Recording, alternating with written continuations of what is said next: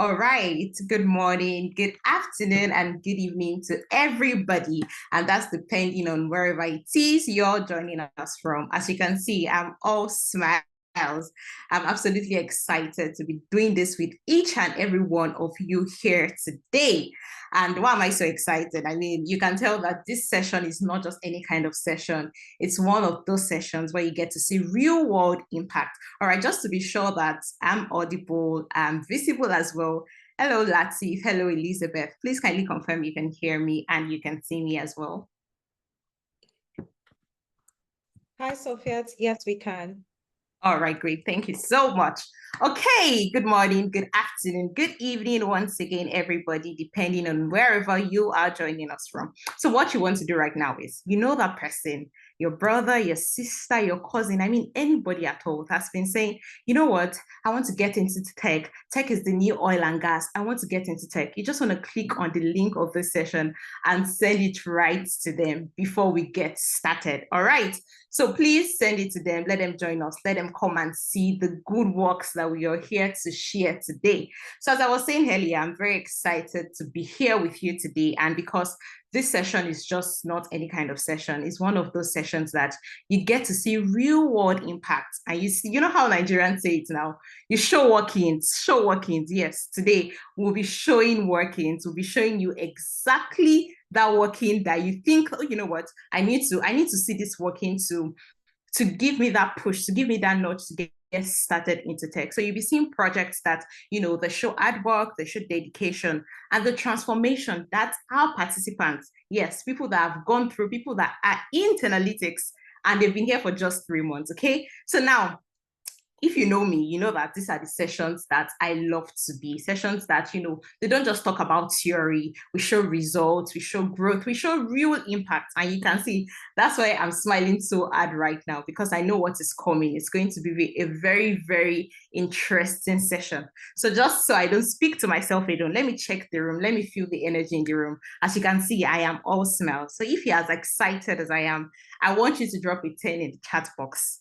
And if you're not, you know, very excited, I don't want 1 to 4. I want it from 5, 6, 7, 8. So I'm not accepting 1 to 4 today. I want 5, 6, 7, 8. So I'll be in the chat box now, checking our level of excitement. Okay. All right. I can't see it. Oh, I see 10. Interesting. Ella says 10. iPhone says 10. iBillion says 10. Interesting. This is the energy that I want. Okay, so beautiful. Now that I can see that the energy is flowing already, let's just take it a step further. You don't think so? Okay, so virtual sessions now. I may be somewhere, you are somewhere else, then the third person is somewhere else as well. So I want to know people that we are together in this session. I know we have people from all over the world. So you want to do me a favor, another favor in the chat box. So whether you're joining from Toronto, from Chicago, from New York, from Leeds, from Stoke-on-Trent, from Derby, from Manchester, I mean, name it, anywhere in the world. Is it Abuja? Is it Lagos as well? You want to put it in the chat box. So you want to say your name and where you're joining from. So say, for example, Sophie from Toronto, okay? Latif from Chicago. So yeah, let's see that. Let me check the people I have in the room with me. Let me check that. Okay, Google says from South Africa. Ella says she's from Toronto. And I see Dimfo says he's from Botswana. Interesting. Oh, Emily says Norway. All right, interesting. Adex from Nigeria. Love it. I love the energy already. I can see that. Oh, really? Latif from South Korea. That's very interesting. I love the energy in the room already. So as I was saying earlier, I told you that the session we have today is a very, very, very interesting one. It's not the usual one. It is one that shows you real world impact. Yes. So I'll be showing that real world impact right now. And I'll go ahead to share my screen and, just give you some sort of introduction into what we are going to be doing today. Okay. So the session is called the Project Showcase Session, project I have worked on within just 3 months of training at 10Alytics. And what you're going to see will amaze you. I'm telling you for free, what you're going to see will amaze you, because in just 3 months, our learners, our participants, they've gone from the classroom to real world execution. They've built projects. They can proudly present in job interviews, not just job interviews, even in their actual job places, projects that solve real world problems, projects that prove that, 10Alytics is not just about theory. It is about transformation. Okay, so get ready, sit tight, and let's get right into the session today. I'll go ahead to share my screen now, and you'll be seeing something in the chat box. It is the attendance form. So you want to get access to you want to get access to this slide, the deck that I will be sharing right now. Okay, you want to fill the attendance form so that you have the recording and you also have access to the slide that I am sharing already. So please, can we confirm that you can see my screen? Hello, Latif.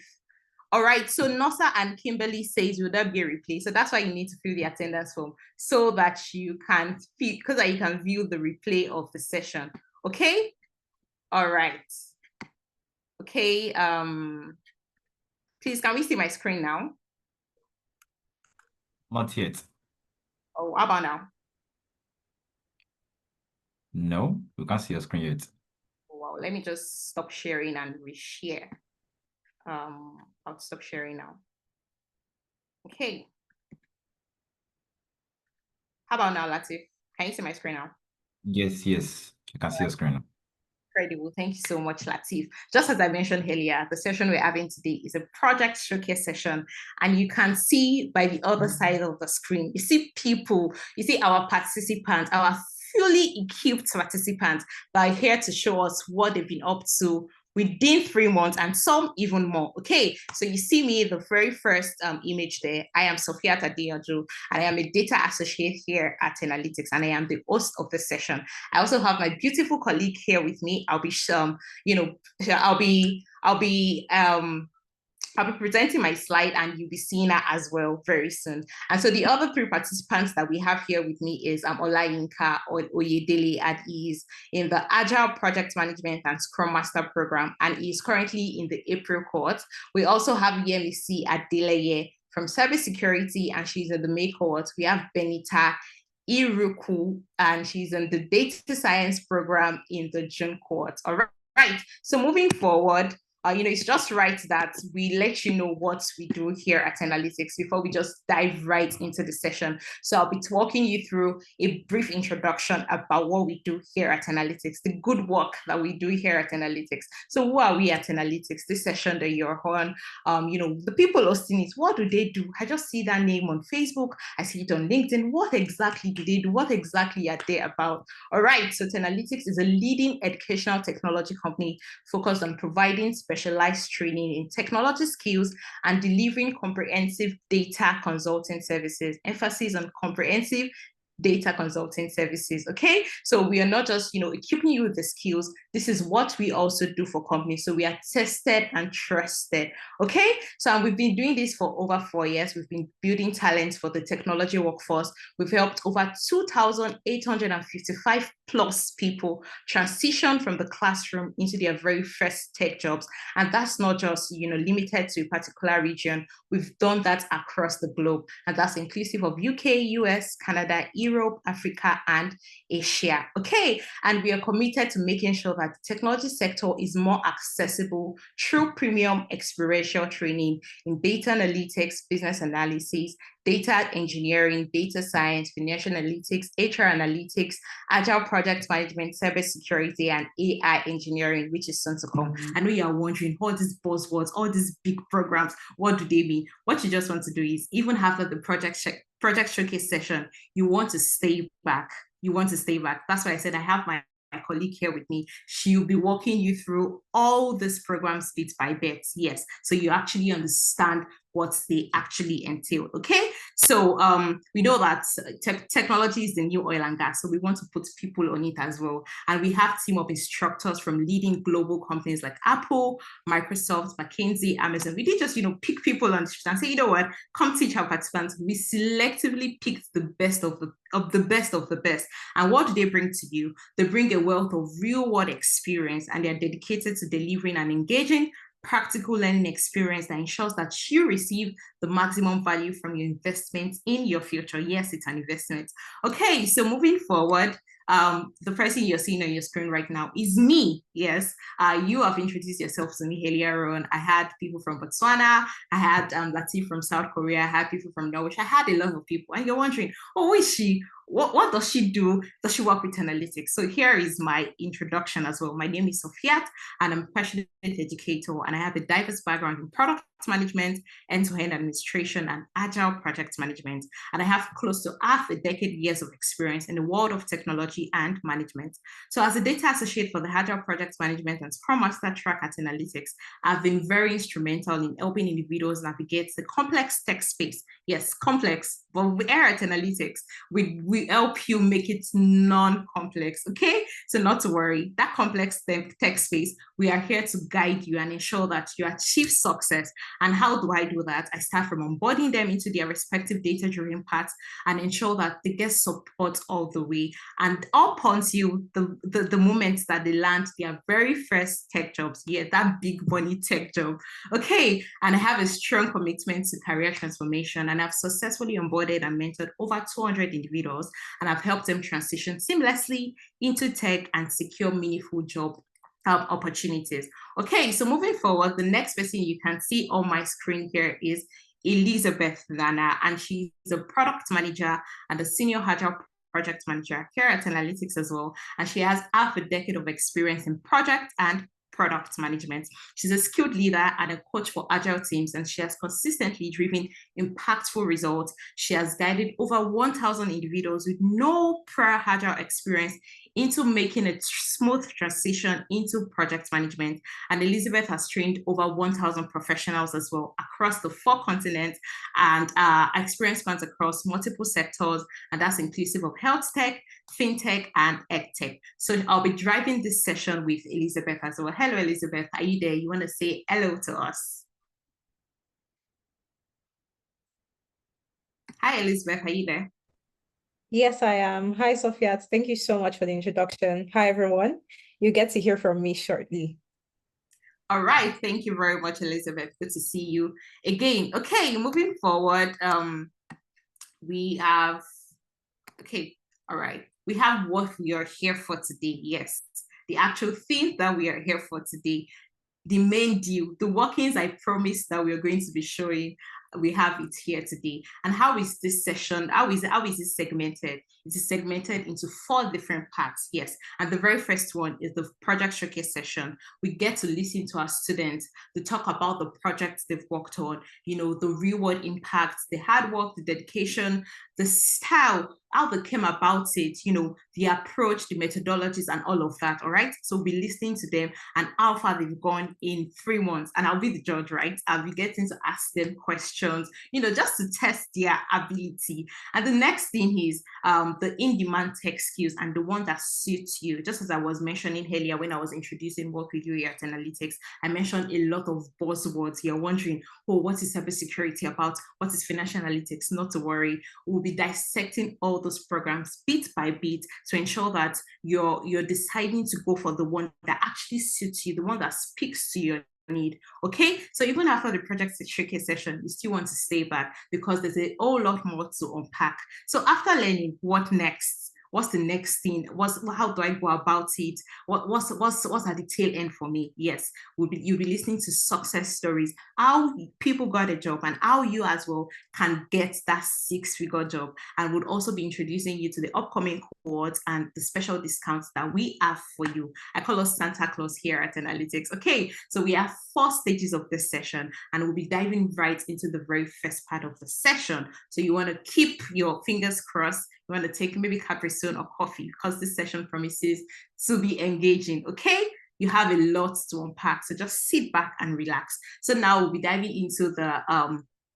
project showcase session proper, and I'll stop sharing my screen now, and I will be introducing you to our participants. Okay, hello Olayinka, please kindly confirm your attendance while I confirm other people's attendance as well. Okay, hello Olayinka, are you here? Okay, we have. Hello, Sophia. I'm here. Okay, good to know. All right, so aside Olayinka, we should also have sorry, Mina, please. Okay, we should also have Benita and Yemisi. Hello, Benita. Hello, Yemisi. Are you here as well? Yeah, I'm here. Interesting. I love it. Hi, Okay, Sophia. I'd love to see your faces as well. You want to turn on your camera, so I'm able to see you. Okay, so we'll be picking it up from Olayinka. So Olayinka, you will be diving right into the projects that you have been up to, that you've been working on since the inception of your program here at 10Alytics. So you have 10 minutes for your presentation. You walk us through the nitty-gritty, how you were able to come about the project. Just teach us, enlighten us. We don't know. You want to explain everything to us. So you have 10 minutes for your presentation. Just as I mentioned earlier, just to, bring it up again, Olayinka joined the April cohort and is in the Agile Project Management and Scrum Master track. So Olayinka, you have the floor. I can't wait to hear from you. Thank you so much, Sophia, and thank you for this opportunity this evening for this session.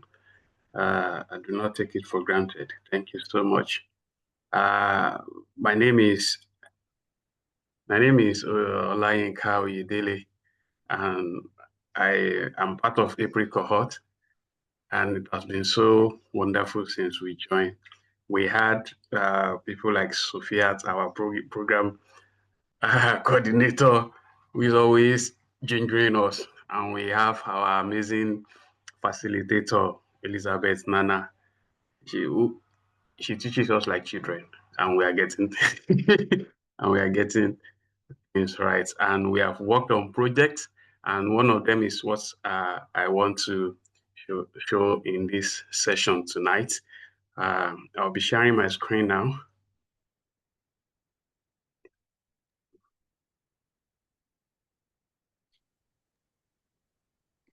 All right, your screen is visible now, Olayinka. You have 10 minutes. Please go ahead.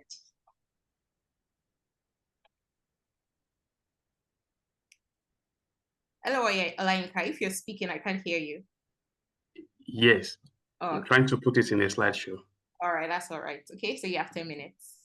Okay, can everybody see my screen right now? I can see it from my hand, and I'm pretty sure every other person can see it as well.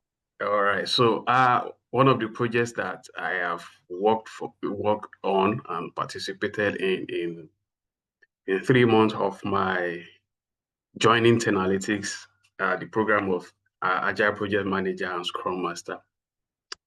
One of them is this task of developing a platform for an insurance company where people process their claims. So it's an end-to-end project that we have to develop the business case, the project charter, the Gantt chart, and everything that we need to finish this project. So I want to show this. This is the business case, the justification for this platform for the insurance company. And before I move forward, I want to quickly say that we have so many formats for business case. But I put this one in presentation mode so that it will be easier to follow as I go through this presentation. So the name of the platform, we also came up with the name for the platform for the company, and we call it Claim Ease for that platform. So, and it's for Secure Plus insurance. They want to have a platform where people can process claim faster and easier, and that is what the project is all about. Just as I have mentioned, my name is Olayinka Oyedele. I joined in April, and it has been hell of a ride since then. So Secure Plus Insurance is a company that provides life, health, and property insurance policies to small businesses and individuals. So it plans to introduce a Claim Ease and Insurance self-service portal with an automated claims processing system. And this is to improve process efficiency when people come for insurance claim, to reduce operational expenses and to enhance customer satisfaction. So the budget for this project is $1.8 million and to be completed in five months. that is the executive summary of that project. So we conducted a gap analysis. Their current performance is when somebody puts in for claim for an insurance, the current number of days is 21 days. So they want it reduced. So we plan to work with that platform so that it will be reduced to 10 days and to reduce manual error and operational cost. And that is why the platform will be automated platform. So we also, before they have a very long wait times and customers are getting frustrated. So another objective is to have customer satisfaction, less frustrated customers, and also to reduce the fraud in claims payments. And that is why the platform we have AI-powered fraud detection also. So this is what we came up with in the gap analysis. So Secure Plus claims processing division faces challenges due to fragmented systems and manual processes, so causing delays and errors. And so to address this issue, we propose a fully digitized self-service claims platform by centralizing data and automating the workflows. So for these propositions, which align with the strategic goal of this company, we look at what will reduce the operational cost, improve agility and settlement time, and to reduce underwriting loss from fraudulent claims. So also we reduce processing time by 50%, like I mentioned before, from 21 days to 10 days, automate claim intake, processing and settlement, profile real-time tracking for customers, and include a self-service portal for customers. Before, people have to go to the company, submit form, but in the comfort of their house, of their homes, they can put in for their claims and get their payments. Also, integrate seamless with existing manual Secure Plus platform, and also employ AI to verify data and flag potential fraud. Also to improve collaboration among claims assessor and support. So our solution option analysis that we did, we have three options for them. The first option is to build and implement ClaimEase, and that is the one that was recommended. The second option is buy from a vendor, and the third option is to maintain the status quo for the company to continue with what they are doing before. But if they go with the first option, they will have full customization, competitive advantage via advanced AI features, long-term cost savings and scalability, and in technology team. And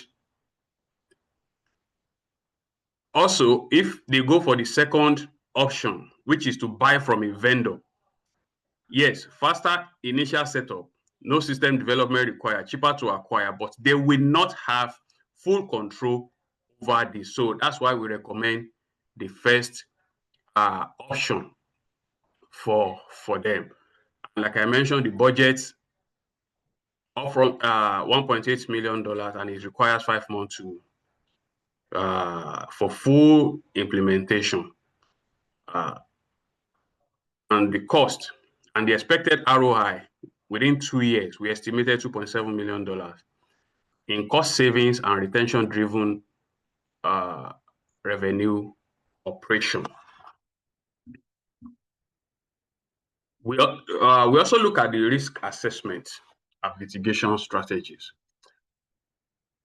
One of the first risk is resistance to change, which is high. You know, when you introduce something new to people, this resistance is always there.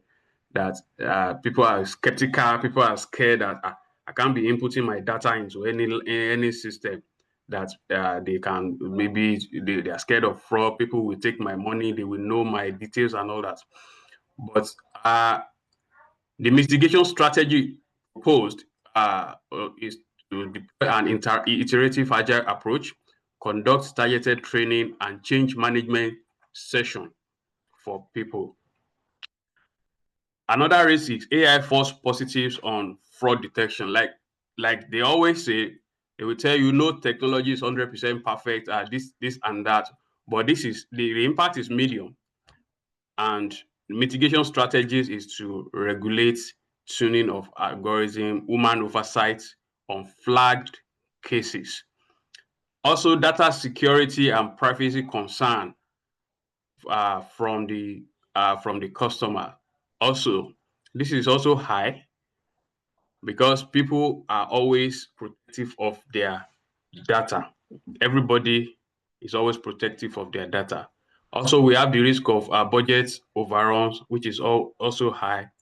But we mitigation the mitigation strategy is to weekly monitor the project, phased implementation, and serious agile approach, and also to maintain the contingency reserve. Expected benefits for this project: 50% reduction in processing time, 30% decrease in operational costs, 20% increase in customer retention, reduced fraud-related losses, improved internal collaboration, and enhanced compliance. 50% reduction in processing time will result in high operational efficiency. 30% decrease in operational costs will result in high financial gains. So also 20% increase in customer retention, and also reduced fraud-related losses will also lead to high financial gains, and improved internal collaboration will result in high operational efficiency, while enhanced compliance will result in high operational efficiency and financial gain also. So this is the overall budget, the breakdown of the budget, looking at the category of the project. For kickoff and requirement analysis, we estimated £125,000. Platform design, approval and development, 880. System integration and testing, 450,000. Training and tracking feedback, 190. 5,000, all in dollars. Rollout launch, contingency fund, and the total cost is 1.8 that was proposed by Secure Plus, which we have to use for the project. I just want to briefly show us the components of this platform, how the operational components. We have claim submission portal, automated validation engine, document processing system, fraud detection module, integration with external systems, communication and notification layers, integration system, reporting and analytics dashboard, also security and compliance layer. This is the component of the platform for this claim is. Now, the project is divided into 5 different phases. 5 different phases. Phase 1, we have kickoff and required analysis. That will take 3 weeks. Phase 2 is platform design and development, 10 weeks. System integration and testing, 4 weeks. Training and tracking, feedback, 2 weeks. Then finally, phase 5, rollout launch, which is going to take 1 week. This is just on a high level, the Gantt charts, the breakdown of that 5 phases of the project. this is the Gantt chart. The Gantt chart is what is used to break down the task that will show each task, the owner of each task, the time, and the starting and the ending time of each task. This helps us to monitor dependency. When I say dependency, I mean some tasks depend on another. So it will help us to identify. I have the full the Gantt chart on Excel, but for the sake of this presentation, we have to do it this way so that it won't take much of our. And you can see the faces there that I mentioned earlier. So our the recommendation for Secure Plus is to proceed with the claim is development immediately at that particular point in time. Also engage all stakeholders through communication and change management. Prioritize system integration and AI testing during development. Monitor budget and performance metrics during implementation and post-launch. Evaluate post-launch feedback for future systems and enhancement. So, all before right, I thank do you that so conclusion, I just want to much, show us the Olainka. That Trello was a board very, very for the project. You see the okay. okay, my time is up. That's all right. Just to show the Trello board Yes. of You know, how the I project will run, the list of to do, ongoing review, and the one that is done. So thank you so much for having me in this call. I hope I've not really overshot the time. Thank you so much. You have actually, but I mean, if we let you speak, you could tell that you were speaking from a place of knowledge. You were just, dishing everything out. If we let you go on and on, we'd spend the entire day because it was very clear that you know what you're doing. You were very, very confident about what you're saying. It was very engaging. And to be honest, I did not want it to end. So I'll just ask you one simple question. Okay. So, looking back at, when you joined 10Alytics or right now that you're in 10Alytics or at the point that you were actually working on this project, how much did the hands-on approach at 10Alytics prepare you for working on a project like this? Hello, Olainka, are you there? For the project like this, I would say 10Alytics prepared me 100%. Because like one of the posts I made on LinkedIn recently, one of the major reason I joined 10Alytics is to know how to manage yet better and smarter, and that is what 10Alytics has given me. Before I don't know how to use Trello. I don't know how to use Jira, but after we were being taught, I was able to put it together in a Trello board. And as I'm speaking to you right now, I'm currently developing an app myself, me and a brother. I've already used that Trello to break down the whole process of developing that app. When I send it to everybody involved in that app, they were like, "This makes our job easier," and that is very hard to come by. It's a very beautiful experience. A very beautiful experience. All right, thank you so much, Olainka. I mean, you've shown us that there's a difference between learning in theory and actually mastering that theory in practice. Well done. Thank you so much. I honestly did not want this to end.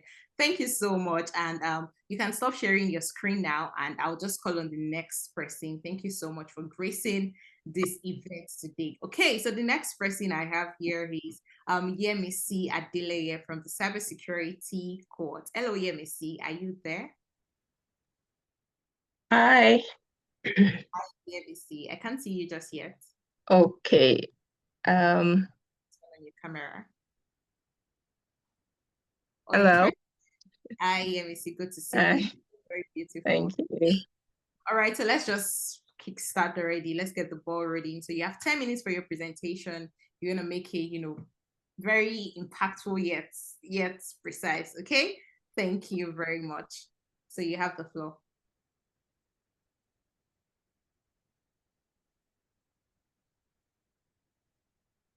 Okay, I can see your screen now, Yemisi. Okay. All right, so your time starts now. Please walk us through. Okay. Okay. Yeah. My name is Yemisi Adeleye, and I'm presenting one of my projects. We've had about more than 5 projects since I've joined in March.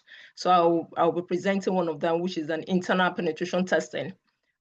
Just to put this caveat out there, this presentation and this engagement is basically for educational purpose and does not in any way encourage anyone to undergo unethical or unauthorized penetration testing of any services or any system.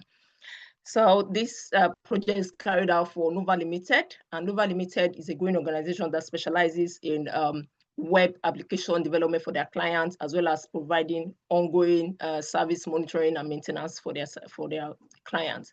And this agreement is a gray box texting that shows that we have some level of understanding of what the internal security posture of Nova Technology is all about, because we have an IP address of the system we are supposed to test. And the objective is to identify, exploit, and report any vulnerability that can actually impact the security posture of Nova Technology.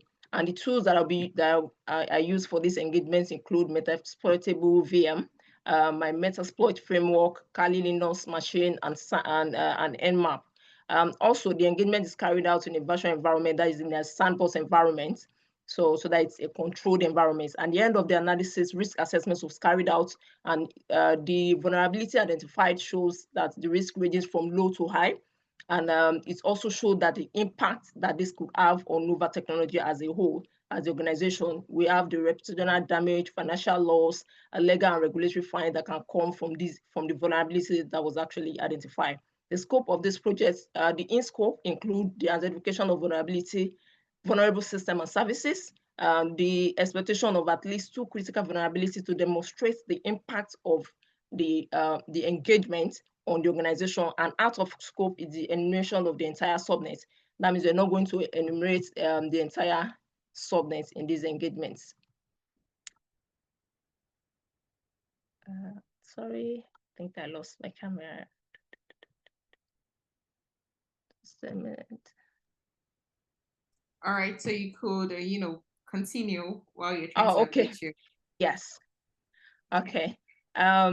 The business context for this engagement, one of the IT manager in Nova Technology realized that there is an unexpected connection on the internal server, that's the internal facing side of their server within the organization. And this is alluded to the fact that there are several unpatched systems within the organization, as well as outdated services that are being used. And the impact this could cause could lead to privilege escalation and lateral movements by infiltrating other systems within Nova Technology as a whole. And the first phase of this engagement is recognizance phase, and this is gathering of information. The tools that was used for this phase is the Nmap and the Metasploit framework. Basically, what the Nmap does is it scans the whole system, the IP address we have, it will scan it, and it will show vulnerable ports. It will show open ports that are available. It will show the version that are available, and it will also show the CVE, that's the common vulnerability and exposure identifier mark for each one of them. The same thing was achieved with using the Metasploit framework. Metasploit framework is basically used to exploit vulnerability that are identified in a system. And then vulnerability, the second phase is the vulnerability identification itself. And using a particular syntax on Nmap, I was able to identify several vulnerabilities. Out of them is this that were listed, and the severity was also listed, as well as their CVE numbers was listed as well. The second phase is the exploitation phase. And this exploitation phase, we use basically Metasploit framework to exploit the vulnerability that has been identified using Nmap, and also using Metasploit framework to scan initially. So all the open ports that were identified within Nova Limited, they were now exploited to see if one can actually exploit it, or if a threat actor can come in, exploit it, and gain access to sensitive clients' data within the organization. And this was carried out. We have several ports that are open and that are accessible from the analysis that was carried out. The next phase is the post-exploitation phase. And in post-exploitation phase, we want to know, are we able to get a root access? What is the impact if one is able to get root access? Root user means that you're able to escalate your privileges. You can move from one machine to the other. You can post, install backdoors for threat actors coming in as a root user. They'll be able to install backdoors so that subsequently they can come in, they can upload files, they can steal sensitive data from Novas Limited. And these are the actual screenshots from my analysis. The first one is the Nmap scanning. We can see the states that they are open, the services and the versions that are actually available, that are open. And I took some of these versions, I went online on Google and other search engine, like the FTP version that were here. It shows that it was quite an outdated version, and some other ones that are quite vulnerable that was identified using my Nmap to scan. This is also another version of scanning the ports that were identified using my Nmap to scan. And then at this point, I initialized my Metasploit framework to start it so that I'll be able to use it in my exploitation of the identified vulnerable ports. This is the Metasploit framework scanning of the IP address. It's also reveal the vulnerability, the ports that are available, and how to get in there. And at this point, this is the open ports vulnerability exploitation itself. This particular picture, I put this there because it says the port is actually open, but it is not vulnerable. Now, this means that there's chances that some ports will not naturally be open in an environment. It doesn't mean that it is vulnerable. So the blue line under here shows that exploits completed, but no session was created because it is not vulnerable. It is open, but it is not vulnerable.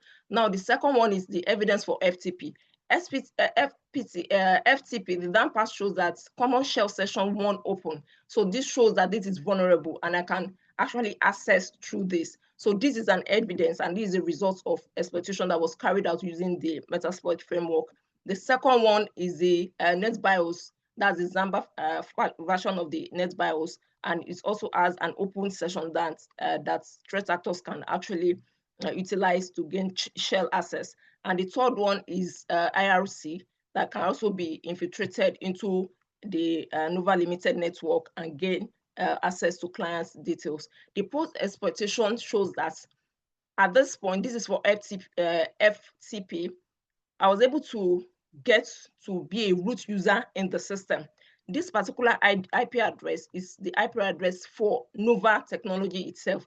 So gaining access and becoming the root user give me access to, like, I can do lateral movement into other systems, steal confidential client information. So this shows how vulnerable that environment is. The security posture of Nova Limited is very vulnerable, and they can actually get their clients to sue them, and other regulatory body can come in and sue them, and reputational damage can also happen with that. This is for IRC post-exploitation as well. So what are my recommendations and remediation for this particular engagement? First is to update vulnerable services. This is of high priority because it has been noted that Nova Limited has quite a lot of outdated services. They also have unpatched system. So they need as much as possible to continue to patch their system, use updated services. For example, the FTP they are using is the old version. They should be able to upgrade to the latest one, which is 3.0.3, so which has a more stable version and is known not to have any vulnerability at the moment. Then we also have implementation of strong access control. Access should be on need to know. Like something we'll call privilege, principle of least privilege. When they need to know, they should be there. If they don't have any right to be there, they should not be there. So even some ports that will be open, if individuals do not have right to be there, they do not need any access to have control or have entrance into such into internal structure or access to some critical client information. We also have security training. This is coming in because it is important for their developers to know how to conduct coding, to do secure coding or security by design, so that they don't continue to use outdated vulnerable services and they continue to update or use patches as they're coming out. They want to continue to patch their system to avoid vulnerabilities that are prone to come in by using vulnerable services. Then additional security measures that can be used is for them to continue to train.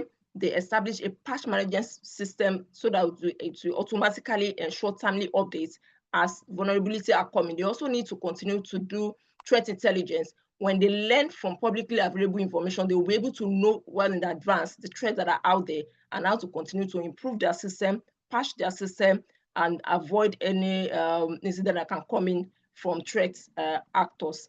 Finally, the findings of this engagement shows that there is a huge business impact on Nova Limited if the vulnerabilities that were identified were actually exploited by threat actors. So this shows that there is a great need for them to continue to monitor even after the implementation of those recommendations. They still need to continue to monitor their system, to do follow-up patch management, and to also train their staff and everyone within the organization on best practices to use, what to click and what not to click, so that they continue to maintain good security posture. Thank you all for listening.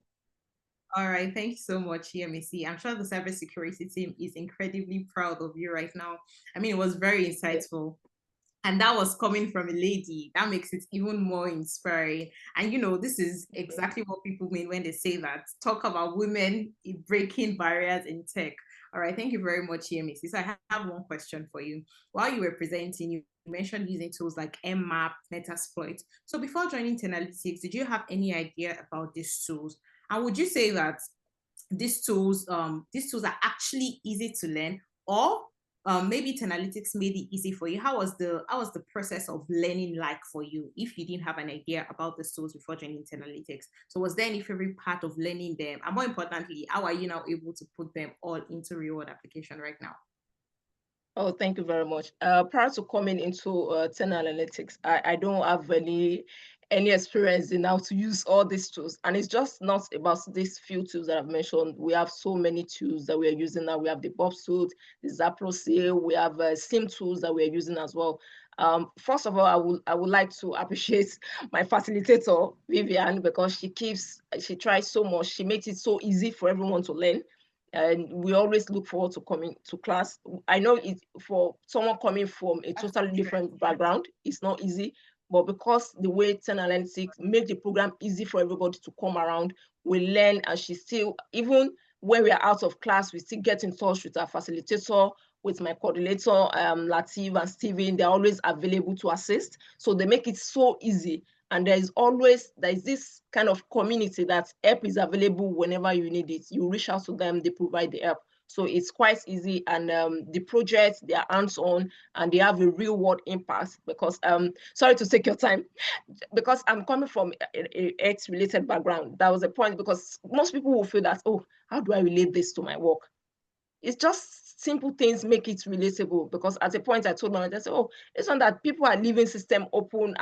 We can do this and do this. Just put this small sticker, log off or lock it, things like that. And she was so happy, and she was telling everybody, oh, I got this idea from EMC. And how was I able to do that? It was because I was being cautious, like, okay, as a cybersecurity analyst, as a cybersecurity person, how do we mitigate this risk that is prone to happen? Because it has to do with confidentiality, availability, and integrity of people's data. So that advice actually came in play, because I was able to learn from this program, and I was able to think critically that, okay, this is another avenue to actually implement what I've been learning so far in the class. All right, thank you very much, Yemisi. I was actually smiling from chin to chin while you were speaking. At some point you're like, oh, it's easy, it's this. And how are you able to say it's easy? It's because 10Alytics made it easy. They brought about that foundation, started to break it down step by step. That's why it's easy for you to say it's easy. All right, thank you very much. I mean, that was really, really, really insightful. Thank you so much for gracing the event today. So you can stop sharing your screen now and turn off your camera. So the next person, talking about women breaking barriers in tech, we have Benny. Hello, Benny. Are you there?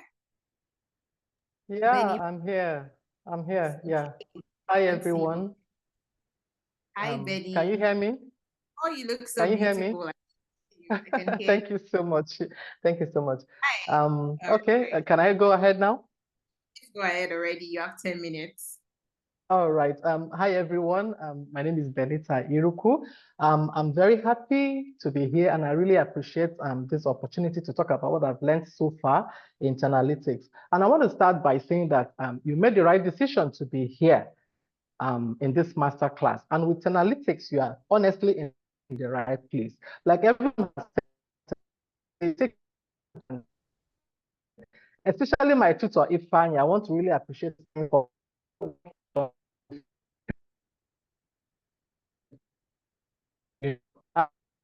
yeah,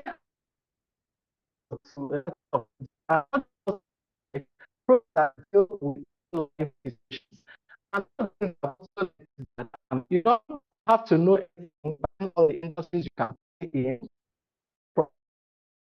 know a bit of everything. I did project. The health sector, especially regarding detection and treatment of skin cancer. The one thing is So Benny, I'm struggling to hear you. You may want to switch your network provider or something. It's breaking a bit. So it could be your audio, your microphone or something, or your network provider. I'm struggling to hear you, and I'm sure that's the case for every other person. Hello, Benny, are you there?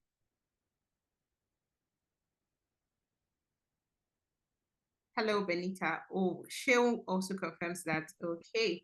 All right. So while we're trying to get Benny back on track, you see that my colleagues have been dropping a particular form in the group chat. So did I say in the group chat? In the chat box, okay? And it's called the 10Alytics attendance form. Just as I mentioned earlier, for you to have the replay of this session, you have access to the slide, to the deck that I used, and the one Elizabeth will be using as well, moving forward after this showcase. You want to ensure that you fill the attendance form. It's very, very essential. All right. So Benny, are you back now? Hello, Benny. Okay. I'm guessing Benny's having a bit of network issue. So while we sort that, let me just, Elizabeth, are you there? Yes, I am, Sophia. Thank you so much.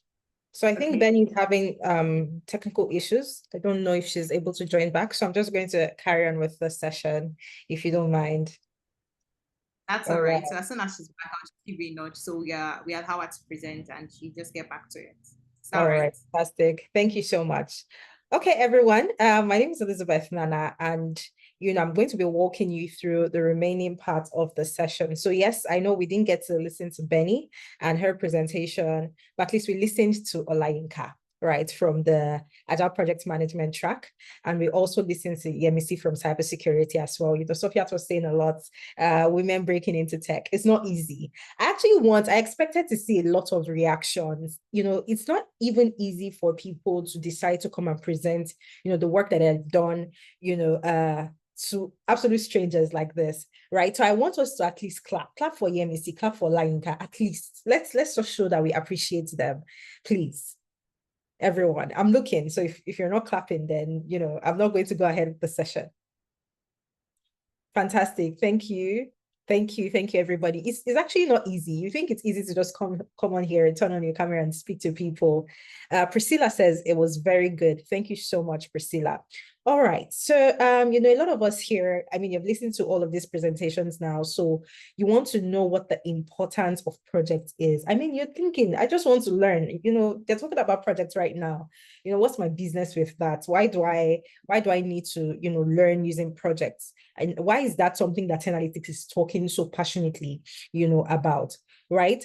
Now, I want to tell you this, okay? The reason why you should work on projects, very simple. The first thing is that theory alone does not cut it. It's not enough for you to come to class, and read a textbook. Oh, what is Nmap? What does Nmap look like? Oh, what is a business case? What is the definition of a business case? What is the definition of a gap analysis? It's not enough. These projects that you get to work on, where you are actually able to practicalize everything that you're learning, is what is going to make it stick for you. Now, you agree with me that there is a difference when you learn by just reading something versus when you learn by actively doing something, and then you're doing it over and over and over again. So you're not just doing it once, you're not doing it 2 times. You're able to do it over and over. That way, if you're sleeping and you're tapped awake and they ask you that question, you're able to do it. You're able to remember it because it is something that you did yourself. Now, it also helps you, when it comes to defending your work or defending your experience or defending the fact that you know what you're talking about. It's easier to defend something that you worked on by yourself. Right? If I asked Yemisi to hand over a project to me and someone on this call, maybe Priscilla tells me to defend that project, I won't be able to defend it because I wasn't the person that worked on it. But you could see how confident Yemisi was when she was saying everything. I was like, wow, she was talking about maps, she was talking about Bob Street. I was like, okay, and that's because she was able to work on all of these projects. That's the first reason why, it's important for you to work on projects. Now, the second thing is, as a beginner, working on projects is the only way you gain confidence in your skill. Very happy when, Yemisi mentioned that when she joined 10Alytics, she had absolutely, no experience. While the presentation was going on, I was actually speaking to a colleague of mine, and I was like, everything that Yemisi is saying right now, I'm taking it hook, line, and sinker because of how confident she sounds. So when she actually mentioned that she did not have any prior experience, I was, surprised because she sounded like someone that just came in here to upskill. Now, that is exactly what working on projects does for you. It's the only way you get to build your confidence in your skill as a beginner. And then finally, last but not the least, recruiters need to see that you have the experience and you have done what you say you can do. Very, very simple. Now, I need you to remember that these people are actually going to be paying you money. Okay, they're going to pay you a huge amount of money. I mean, when it comes to learning tech skills, the jobs that you can land, you're getting 6 figures easy. Right now, they want to be able to see that, okay, you say you're a cybersecurity analyst, or you say you're a project manager, or you're a business analyst. Can we take a look at some of the projects that you have worked on? And that is where your portfolio comes in. All right. Because I tell people every single day, you can quote me anywhere. I say there are no entry-level jobs anywhere. That's the truth. Even when you see an entry-level job posting online, by the time you open the job description, you see they're asking for maybe 1 year of experience. Sometimes people start to ask, then, if you're asking me for 1 year of experience, then how do the beginners break in? That is why it is important for you to work on projects. That is why it is important for you to learn, using projects. So you can show these recruiters that, yes, I'm an agile project manager. I can build a business case. I can build a Gantt chart.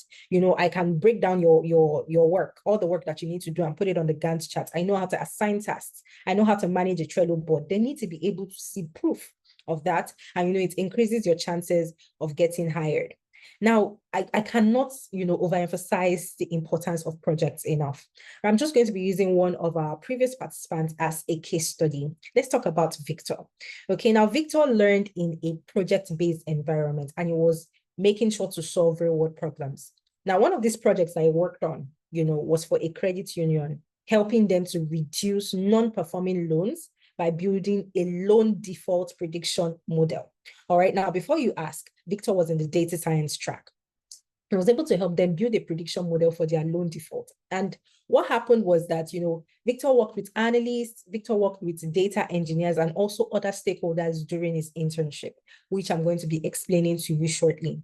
And Victor was able to build a portfolio to showcase his experience. Now, I don't want you to take my word for it. You can see his name on the screen right now. If you have your phone with you, I want you to go on LinkedIn and try to check Victor's profile and see where he's currently working. I don't want to be the one saying it, but that is why it is important for you, to get projects that you need to work on, to learn, using projects and build a portfolio that you can use to showcase your experience, no matter wherever it is that you find yourself in, any part of the world.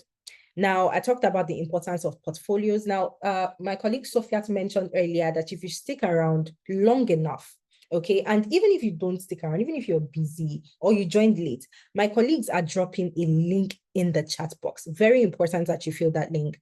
That link is the link to the attendance form. If you want to have a replay of this session, okay, if you joined late, want to have a replay of this session, or you'd like to have access to these slides, because I have a lot of wonderful resources linked on these slides for you. You can see people's portfolios. Victor's portfolio is here. Victoria's portfolio is here. You are able to take a look at this at your own time once you get the slide. And you can only get the slide if you fill the attendance link so that we have your details and we can send it across to you. So it is very important that you fill, that form. All right. Now, you want to work on projects. I mean, I've talked about projects. You've listened to EMC, you've listened to Online Can. Where do you start from? How do you start? What exactly do you even need to do?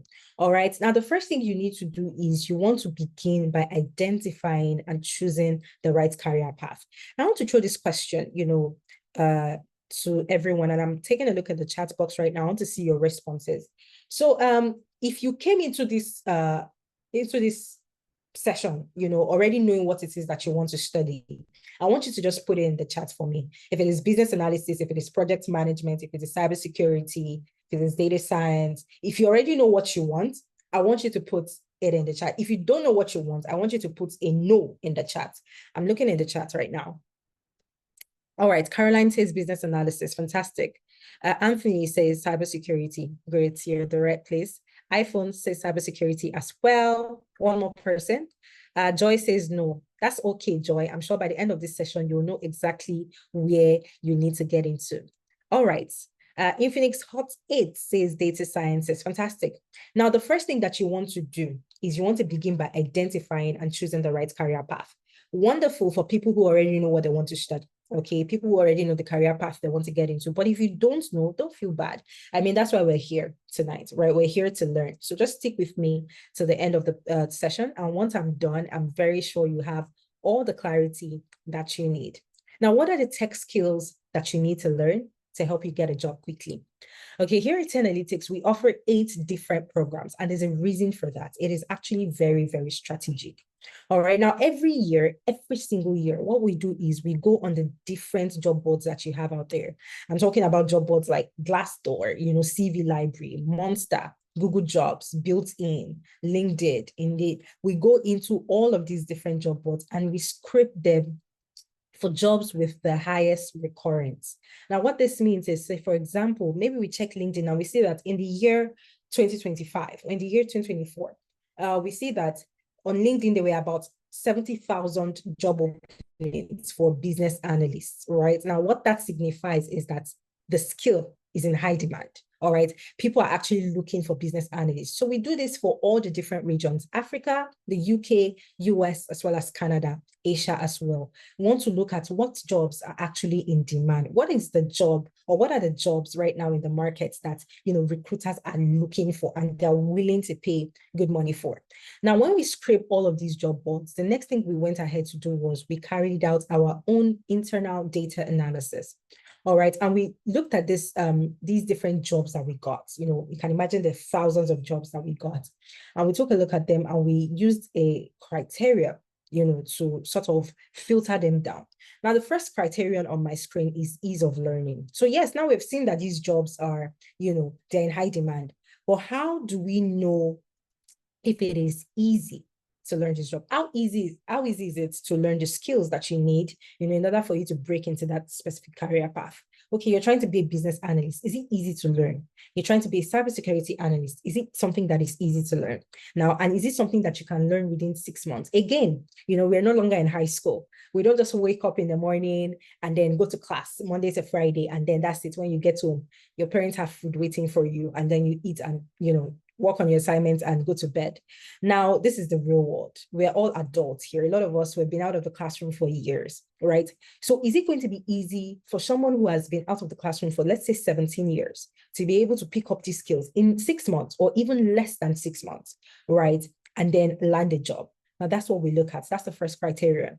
The second criterion is ease of transitioning. Now, how easy is it to transition from what you're currently doing right now into where you want to be?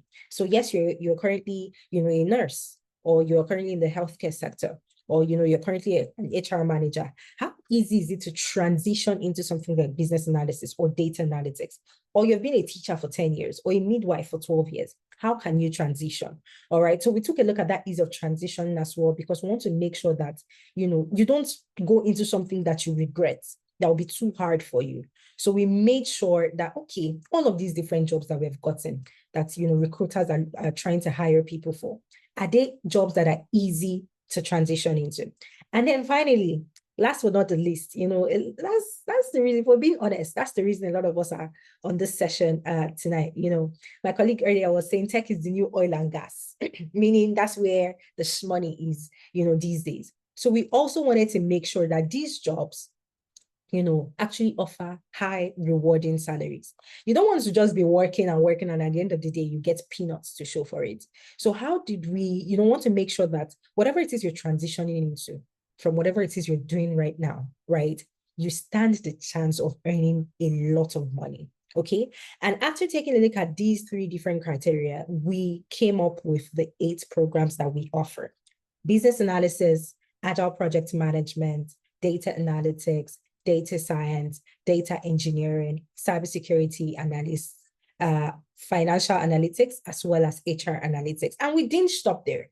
We also decided to seek external validation. So we went on the, web, we're looking, we wanted to see, okay, all of these different, reputable forums, what are they saying about the future of jobs? Because we wanted to make sure that it is also future-proof. Now, if you're in the news, not even in the news, as long as you don't live under a rock, right?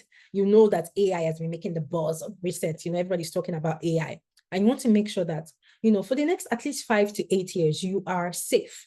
You want to make sure that, if I get into business analysis right now, how am I sure that by next year, AI will not come and take over my job? Or how am I sure that by next year, if I learn project management, AI will not come and replace me?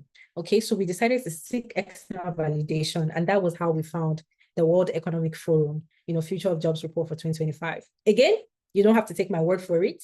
This is something that is available to anybody on the web. If you're listening to me right now, you can just go online and search World Economic Forum, Future of Jobs Report. Now, I'm not going to be going into the report right now on this session, so we don't take too much time, but make sure to fill the attendance link so that, you can have access to it, because I linked the report on my slide. So once you get the slide, you're able to go over it. Now, the World Economic Forum has highlighted these 8 career paths as well as jobs that are safe, at least for the next 10 years. So you are rest assured, right? You are future-proof. You're not scared of, oh my God, maybe I can only do business analysis for just 1 year before AI takes over. You are, safe. And that's what I need you to know tonight. Now let's get into the skills that you need that will land you jobs in 2025. I know 2025 is almost, it's ending, but at least this is Q4 right now. Q4 is 3 months is a lot of time. Okay. But in 2025, as well as 2026, what are the skills that you need that would help you land a job? Okay. Now we're going to start with. Hello. Hi, Sophia.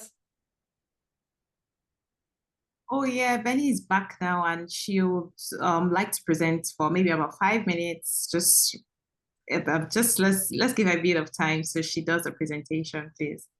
All right, we that's can fine. get back to this. Hi, Benny. Thank you so much. Hi, Benny, are you there?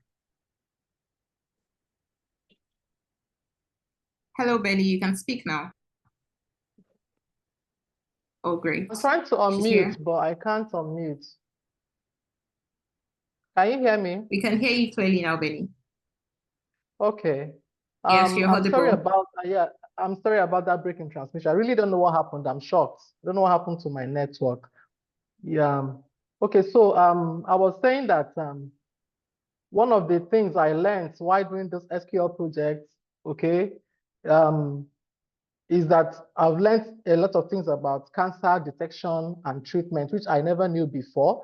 So this thing has exposed me to real life situations, right? So I'll be confident now to stand before any interview panel, because I have the confidence that with what I've learned in 10Alytics, I can go places and I can always defend myself wherever I'm. So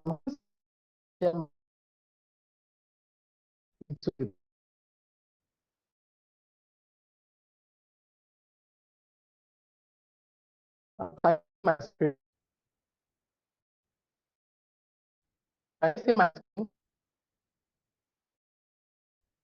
Hello.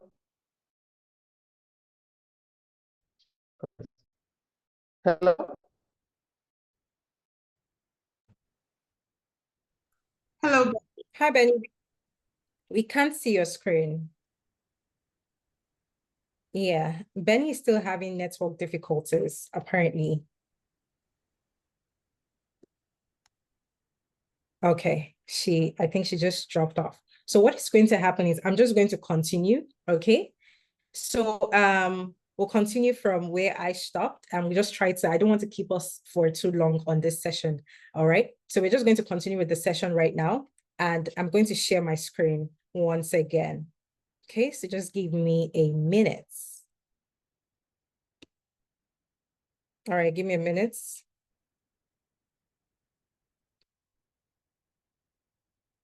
Okay. All right, please confirm that you can see my screen now.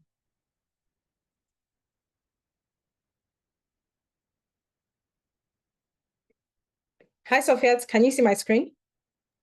All right, fantastic. Thank you. Yes, Elizabeth. Yes.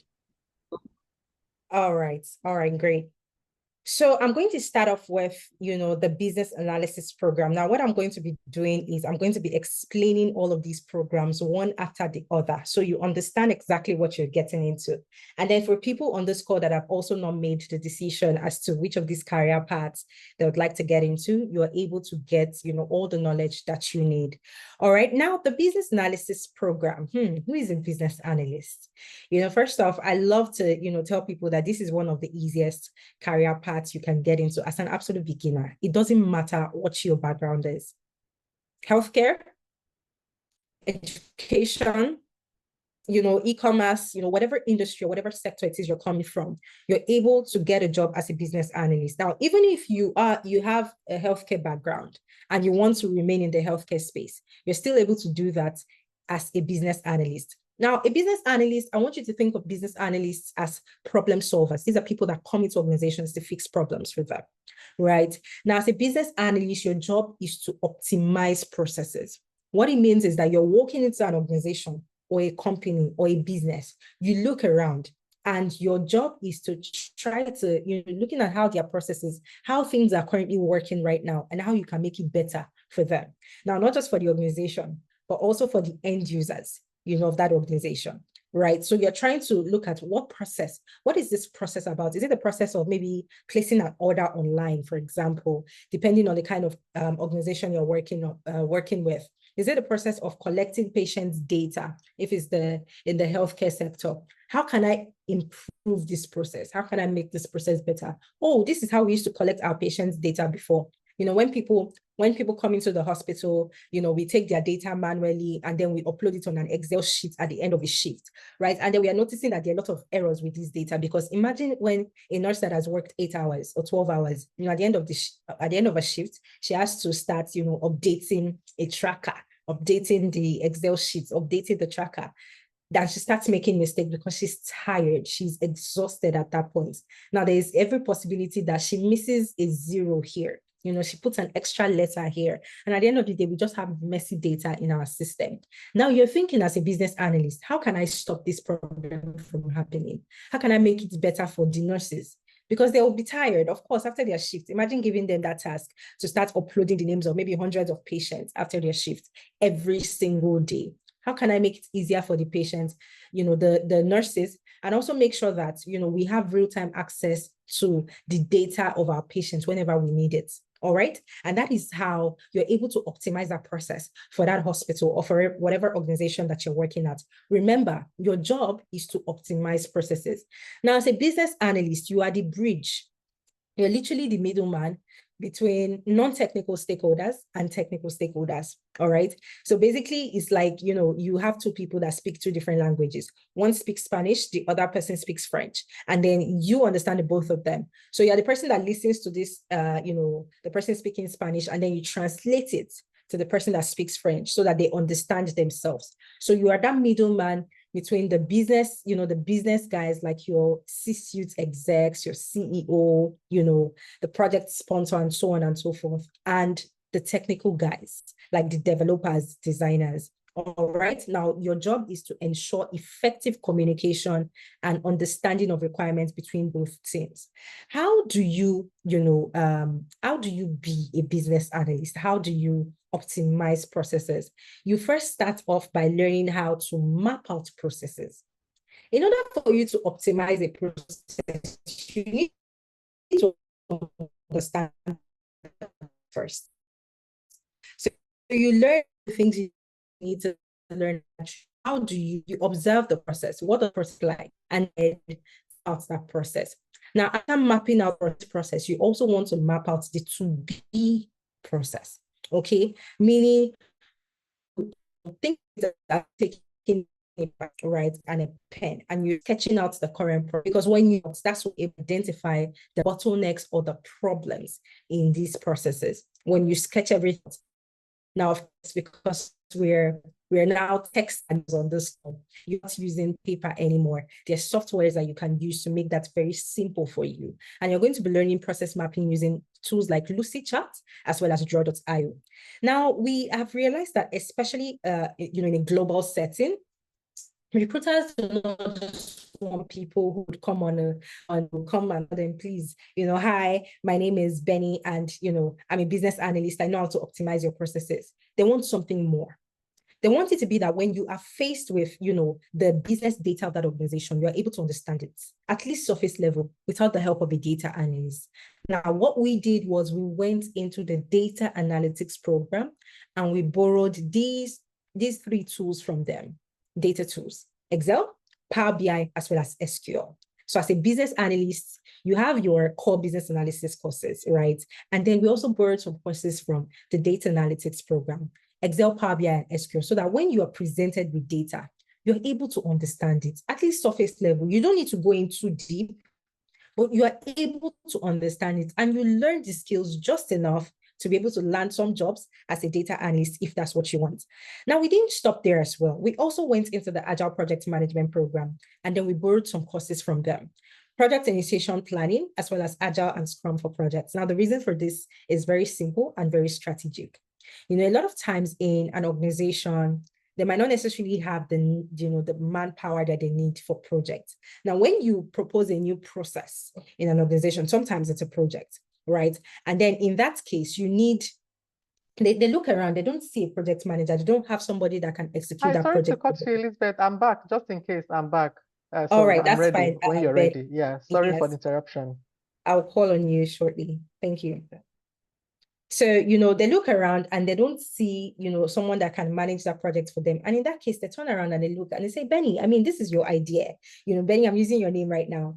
This is your idea. You're the business analyst. Since you're the one that brought this idea, how about you go ahead to help us execute, this idea? So now you're learning the skills of a project manager as well. Then from numbers 5 down to 9, you have your core business analysis courses, your software development lifecycle, your requirements fundamentals, your elicitation, how, the different techniques can use to elicit requirements from your stakeholders, stakeholder analysis and engagement, and finally, ChatGPT for business analysis. Again, if you listened to me earlier, I talked about future-proofing your roles, all right? Future-proofing your role. So what we did was we made sure that we are going to infuse AI in whatever it is that you're learning, generative AI. So you're not doing all of the work. Even as a business analyst, you have AI there to help you. You can leverage on AI and use AI to your advantage, as a business analyst. All right, now I'm going to explain what the learning structure is, as well as the timeline for the program, and not just the business analysis program, but all the programs that we have. After that, I'll call on Benny and just give her the floor to show you her presentation. Now, for all the programs we have, the learning, there's a blended learning approach. So we have a blend of live classes that happens 2 days in a month, as well as self-paced learning, which is the watch me do it video. So people like Benny, Yemisi, and Olayinka can testify to that. All right, so you have live classes 2 Saturdays in a month. And this is because we're trying as much as possible to be very flexible. So all of these live classes are also recorded. So if for any reason you miss a live class, you're able to, have access to the recording, the data sets, the course materials, everything that was used in that particular session.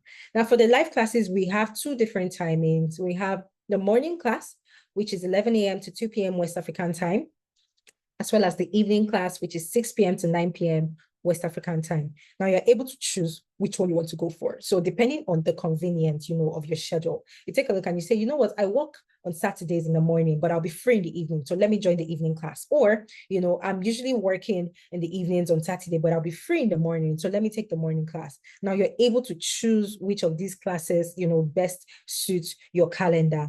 And then we have the self-paced learning. So every single week, you have videos, pre-recorded videos of your facilitators on the learning management system that you'll be added to upon registration. And you're able to watch all of these videos. Now, if you have any questions, you can take down your questions.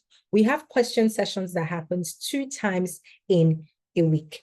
All right, so we call them drop-in sessions, and they're basically to troubleshoot. So, if you attended a live class or you missed a live class and, you were watching the recording, but you had some questions, you didn't necessarily understand what was being taught in class, or you were watching your videos and there's something that, just caught your attention and you didn't understand it. Now you can come to a drop-in session and, ask your questions and even share your screen with your facilitator so you can get the guidance that you need, right? These drop-in sessions happen on Wednesdays, 9 p.m. West African time, and then on Saturdays, 6 p.m. West African time. So on Saturdays, when you don't have a live class, you have a drop-in session. Now, even outside of the drop-in sessions, you have questions, or you don't want to wait till Wednesday to ask your question. You have direct access to your facilitator because you'll be added to a closed WhatsApp group chat with your facilitator as well as your peers. So you can simply go on that group chat and drop your question and you get an immediate response to that question. Now, the learning timeline for this program, the business analysis program, as well as all the other programs that we offer, is 8 months. So you'll be learning in class for 6 months, and then you have your internship, for 2 months. Now, this does not mean that you have to wait 8 months to land a job. It is absolutely possible to land a job, while you're still in the program. But before I talk about that, I'll be talking about that shortly. I will just yield the floor once again to Benny so she can walk us through her presentation. All right, Benny, you have the floor. You have 8 minutes. So just take it away. Okay, I'm so sorry for that interruption. I hope you guys can hear me now. Yes, we can. Okay. All right. So let me share my screen. So I have a bit of a sore throat, but I'll try as much as possible to clear my throat while talking. Can you see my screen? Yes, we can. Okay. So because of there's no time really, I'm not going to, okay, let me make it into a slideshow.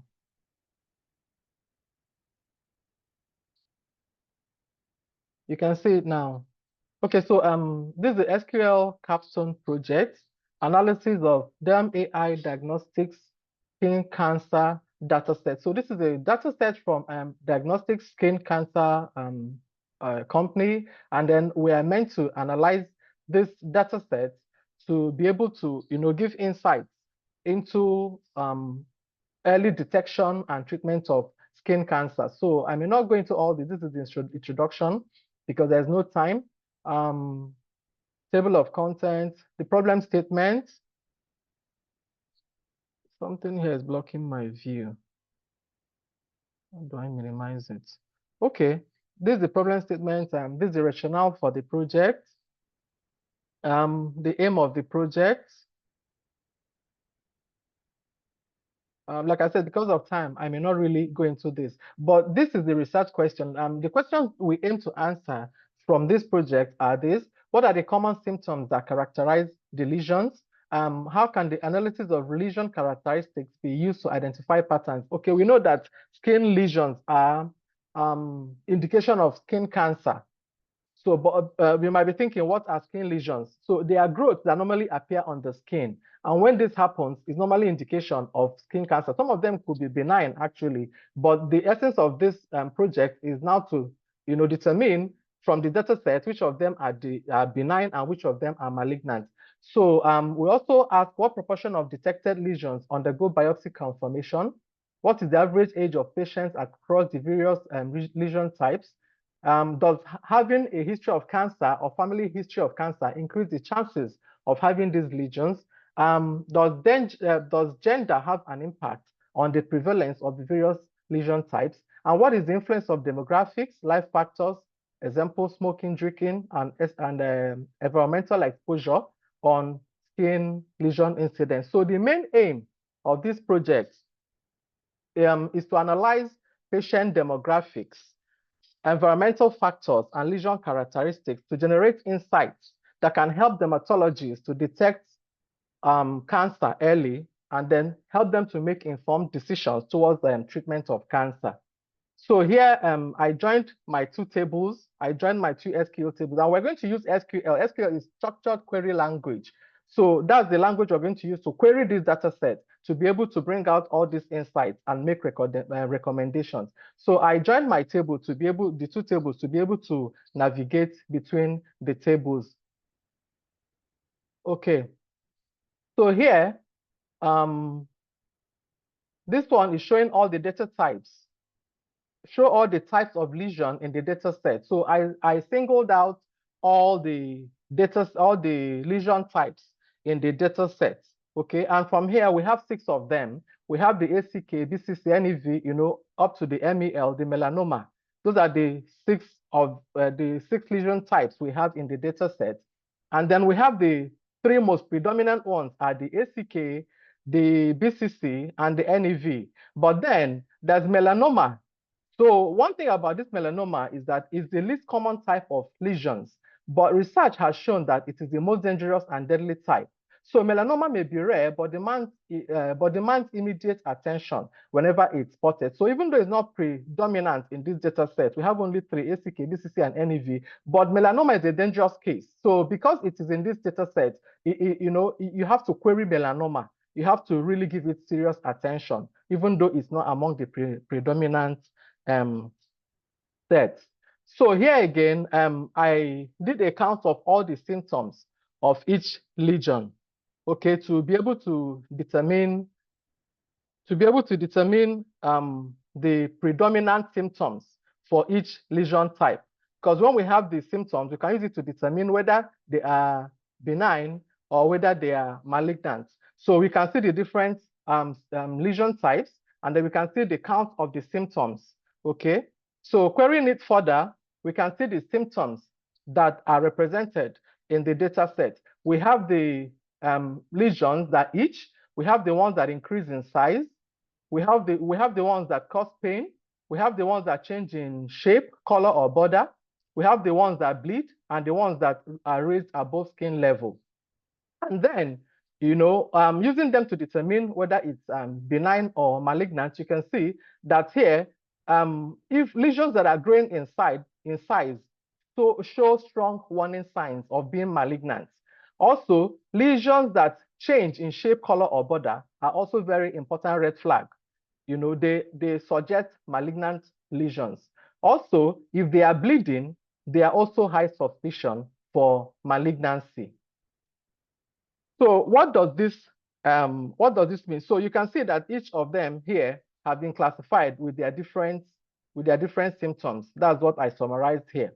But the essence of this is to classify them, the lesions, and then know whether they are being suspected for malignancy or whether they are being suspected for benign. So from this data, you can see something is blocking my screen here. So we can see from this data now that, sorry. So that, I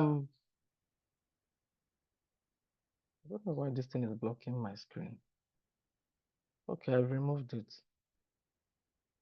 So from this data, we can see that 70% of the cases in this data set are suspicious for malignancy, okay? 19% may likely be benign, and then 9% are unclassified or need further review, either because of missing items or incomplete data. So, but we can see that with those symptoms, we've been able to classify these lesion types as either malignant or benign. And we can see the majority of them, 70%, show signs of being malignant. So we went further to find out how many of these lesions have been biopsy confirmed and how many have not. And we from this data, 42% have been confirmed, while 60% have not been biopsied. So this is a health risk because many unbiopsied cases could actually be serious cases of cancer. Like I said, the essence of this is to determine what exactly is going on. This is called descriptive analysis. Describe what exactly is going on, okay? and then find out why it is so, and then give recommendations of what could be done to avoid this. So from here, we can see that it's important that we educate people on how to go for early detection by going for biopsies, okay? Because 60% have not been confirmed whether they are malignant or whether they are cancerous, but it's possible that many of them are malignant, but because they have not been biopsied, you will not know, and they'll be there causing more serious issues. Okay. So here we also see the average age of patients for each lesion type. And we can see that most of them, melanoma, SCC, ACK, BCC, SCK, are most predominant in elderly people, from what we can see here. It's only NEV that are more predominant in younger people. The average age is 34 years. And then we also here, we show the body regions where the lesions occur. So these are, and the body regions where they mostly occur are the regions that are exposed to the sun. The highest of it is the face. So most of the lesions occur on the face, followed by the forearm and the chest. So most of these are the areas that are exposed to the sun. Okay, so now we look at the impact of the previous cancer history on skin lesion development. So those that have previous cancer history, are they in more risk of having skin lesions? So existing clinical facts show that patients with prior skin cancer are at much higher risk of developing skin lesions, okay? But then, if you look at this, our data, you can see that it doesn't really follow that pattern, okay? So it's clear here that those that don't have prior history of cancer are the patients are, they're a higher percentage, that's 79%. Okay. So what this is saying here is that it won't be safe to focus on these patients that have previous history cancer and call them high-risk patients and ignore the ones that don't have previous history of cancer. It's going to be erroneous because looking from the data, you can see that that is not the case. 79% of those who have skin lesions are patients without history of skin cancer. On the other hand, you cannot also, focus on the first-time patients. You can't say because majority of them have 79% of them are without history of cancer. Because of that, let's focus on them. You cannot also do that because if you look at it, you can also see that even this 20% has this case of melanoma, which is very important, which is very dangerous. Okay, so the essence of this is that before we make conclusions, you have to really query your data set further. So looking at our results, we see a pattern. 79% of patients are without history, and then 21% are with history. But when you do further analysis of how these lesions are distributed among patients with and without history cancer, you notice a different pattern. So let's look at it. If you look at this distribution type between positive and negative history patients, you will see that some lesions occur in history positive patients, while some lesions occur in history negative patients. And then, like I said before, if you focus on the fact that patients with history of cancer are more at risk and then ignore the ones without history of cancer, it's going to be erroneous because from here you can see that melanoma has 35%, with those with history of cancer and 65% on those with no history of cancer. Okay, so you can't classify the ones without history of cancer as low risk, but here we can see that there's melanoma in that group. So it's really important that before you take conclusions, you have to query your data further. Okay, so again, here we are looking at impact of family history on skin lesion development. Okay, so we also see basically the same insights with comparison of patients without prior cases of cancer. Here we can see that in the other case, where we have 65% of those with prior history of cancer having melanoma. But here we can see that it's 52% with family history, that has. So what is telling us, this data set is confirming the fact that patients who have family history of cancer are more prone to developing skin lesion. But then again, like I said, if you say, okay, let's concentrate on this one that has family history of cancer, and classify them as high-risk patients and ignore the ones without family history of cancer, you also be making an erroneous assumption, because now we can see that those without family history of cancer are 75%. They're 75%, which you cannot ignore, okay?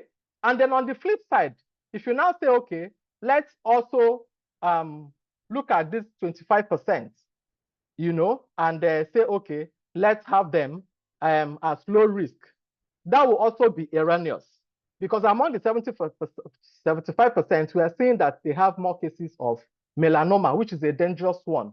So what we are saying here is basically family history does not play any role. That is what this data set is telling us. As we are querying it, we are finding out that family history does not play any role on the development of skin lesions. And then every lesion should be viewed seriously, regardless of family history or regardless of whether the patient had been previously diagnosed of cancer. And then do not assume that any class is low risk or high risk. Just treat all the cancer patients with utmost priority. Okay. All right. So thank you so much, Benny. Thank you. I'm sorry to, just jump in, but, because of time, I can see that these slides are really, really great. So I just have one question for you. I mean, now you have been in the program for how long? 3 months now, just 3 months. 3 months. Fantastic. Now, what would you say, to anybody on this call right now that is looking to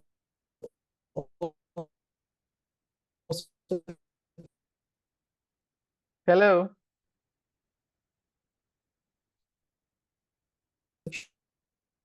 Hello. Do you think I can get it? Oh, I don't know what's going on today. This is really strange. Oh my God.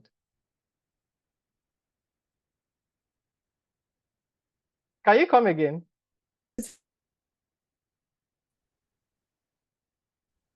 This is really strange. I don't know what's going on today. Can you come again?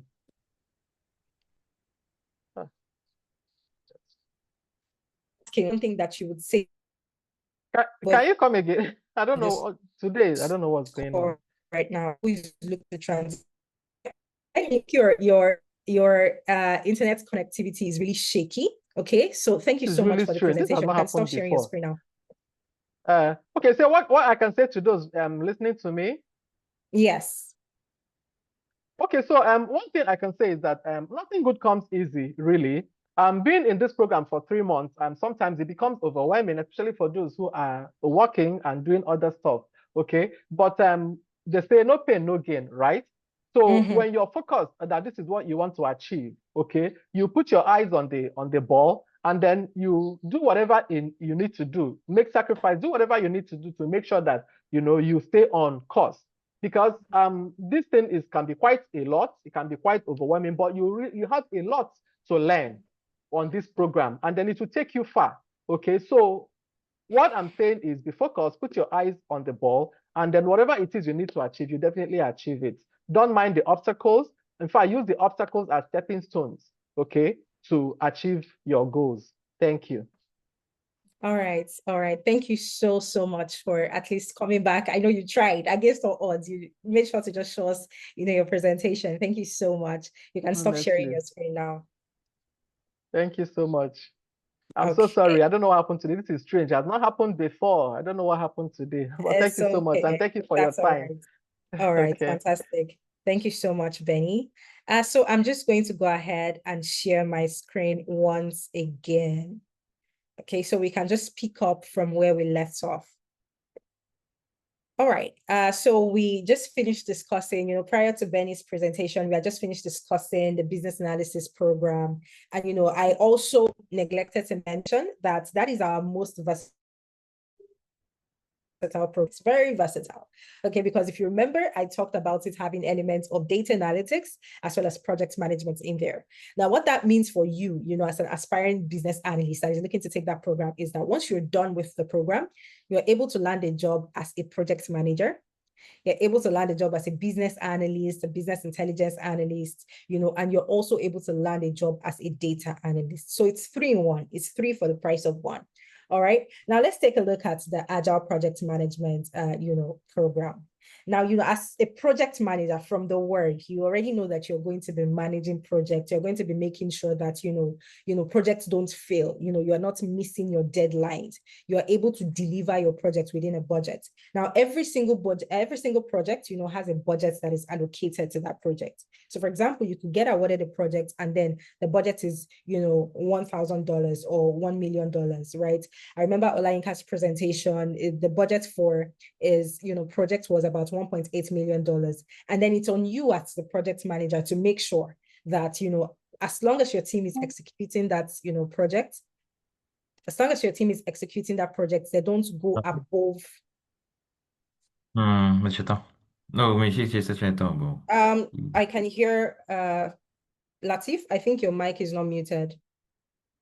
All right, thank you. So it's your job to make sure that, your team is not exceeding the budget that was allocated for that project. Now, the problem is that most people, only know traditional project management. That's the most popular one, that's the old one. That's the old style of project management where the deadlines are very rigid. The plans are long, the steps are rigid. Like it's very hard to change certain things, right? But in today's world, you agree with me that change is very constant. If you take a look at WhatsApp as our case study, you see that every day, every month you wake up, every other month you see a new feature on WhatsApp. Today it's channels, tomorrow you're able to add songs on your story. That's because they are working the agile way. They had to ditch the traditional project management. And that's where, a lot of organizations today are pivoting to. Now, agile gives you a framework that helps you to thrive in uncertainty. You don't need to know what will be in vogue or in trend by January, but you know that whatever comes at you in January, you'll be able to handle it. So you'll be able to learn how you can lead stand-ups, how you can prioritize backlogs, how you can deliver in small and very powerful increments as a project manager. All right, so now we are going to take every single thing, from the basics. Every single program here at 10Alytics is actually very beginner friendly. So if you feel like your passion is in managing projects, you're that kind of person that you like to be at the forefront, you like to, mobilize your team, speak to your team, help them and make sure that you're removing blockers, whatever blockers it is that they're encountering on their projects, then Agile Project Management is for you. Now, the tools you're going to be learning how to use, you learn how to use Draw.io, for your critical path analysis, you learn how to use Confluence, you learn how to use Jira as well as Trello, end to end. All right. So like I said earlier, we're going to be taking you from beginner to professional. So even if you don't have any background, okay, you don't have to worry. And if you're also someone who is interested in taking a professional certification, like your PSM 1 and 2, your CSM, your Prince 2, your PMP, this program also helps to prepare you for that. All right. Now, the learning structure is the same, live classes as well as, self-paced, videos as well. And the learning timeline is also the same, 8 months, 6 months learning in class, and then 2 months of internship. Now, let's take a look at the data analytics program. Now, again, this is, top 3 easiest career paths to get into. We have project management, we have business analysis, and then we have data analytics. Now, who is a data analyst? A data analyst is someone who is responsible for analyzing and interpreting data in an organization, just to help them understand it. I don't want to bore you with too many words, but that's one thing I want you to understand. Every single organization has data. And your job as the data analyst is to go into that organization and help them to interpret it. Simple.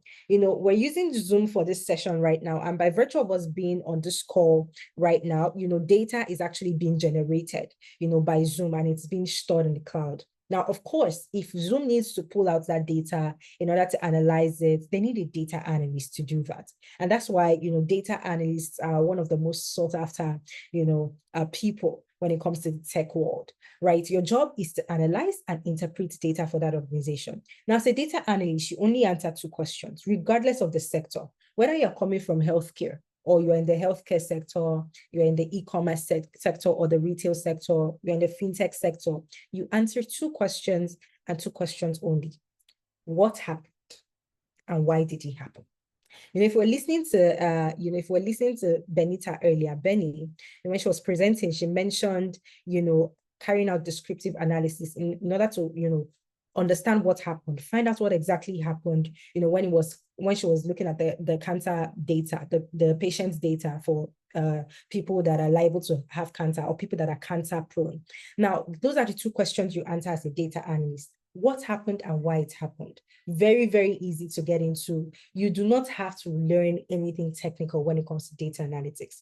So if you're someone that is looking for something simple, okay, but you don't like to be at the forefront, you don't want to be, joining several meetings every day here and there, following up with stakeholders, you just want to be in the background, you want to do your work, and you want to do something very simple, then data analytics is for you. All right, now you'll be learning problem solving, you learn how to use Excel end to end. You learn SQL, which is the language of data. Okay, you heard Benny talking about SQL earlier. This is how you're able to query your data.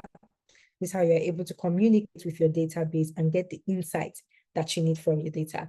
You'll be learning how to use Power BI and Tableau for data visualization. How do you prepare your reports? How do you build dashboards? How do you tell a story using data, when you're preparing your dashboard? And then also, of course, data analytics is not left out. You're also going to be learning how you can leverage AI in your role as a data analyst, as well as Microsoft Fabrics for analytics. All right, now let's take a look at the data science program. Now, when I talk about these, these different roles, okay, we're going to talk about the data engineering program first. When I talk about these different roles, I like to call them brothers. All right. The data analyst, think of the data analyst as the youngest brother. That's the last born of the family. You know how carefree last borns are. It's very easy to get into. The data analytical, career path is not technical. Very easy to get into. Absolutely anybody can be a data analyst. But when it comes to the data engineer, think of the data engineer as the first child.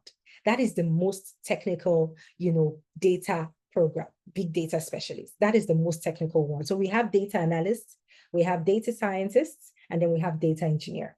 Okay, the data engineer, very, very technical. Now, this is for people who are if you are ready for a challenge, you are ready to face this challenge head on. You don't want anything easy because, like I said, it is highly technical and you have to be able to dedicate your time in order for you to learn how to become a data engineer. Now, of course, if you are looking to play it safe, you can start as a data analyst or even start as a data scientist and then upskill into becoming a data engineer. All right. Now, I like to refer to data engineers as the plumbers of the data world. If you're familiar with construction, you know how once you're done building your structure, you have, the plumbers that come in to start connecting the pipelines and all of that, connecting pipe from the borehole to the storage tank. And then just to make sure that in every room where you have a tap, you have water flowing. So if you go into your bathroom, you need to take a shower, you turn on the shower, you have water flowing. If you go into your kitchen at the sink, you turn on the tap, you have water flowing. Now that's exactly what data engineers do, but with data. So they actually build pipelines, just to make sure that whenever data analysts or data scientists need data to analyze, all right, they have access to it. That's the job of a data engineer. Now you get, of course, introduction to data engineering. Like I said, absolutely beginner friendly.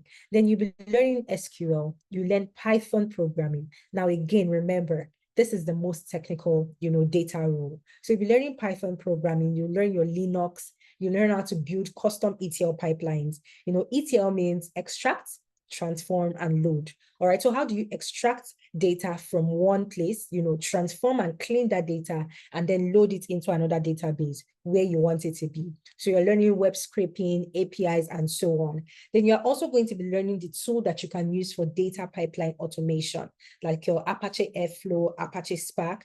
You'll be learning cloud engineering using AWS, GCP, as well as Azure.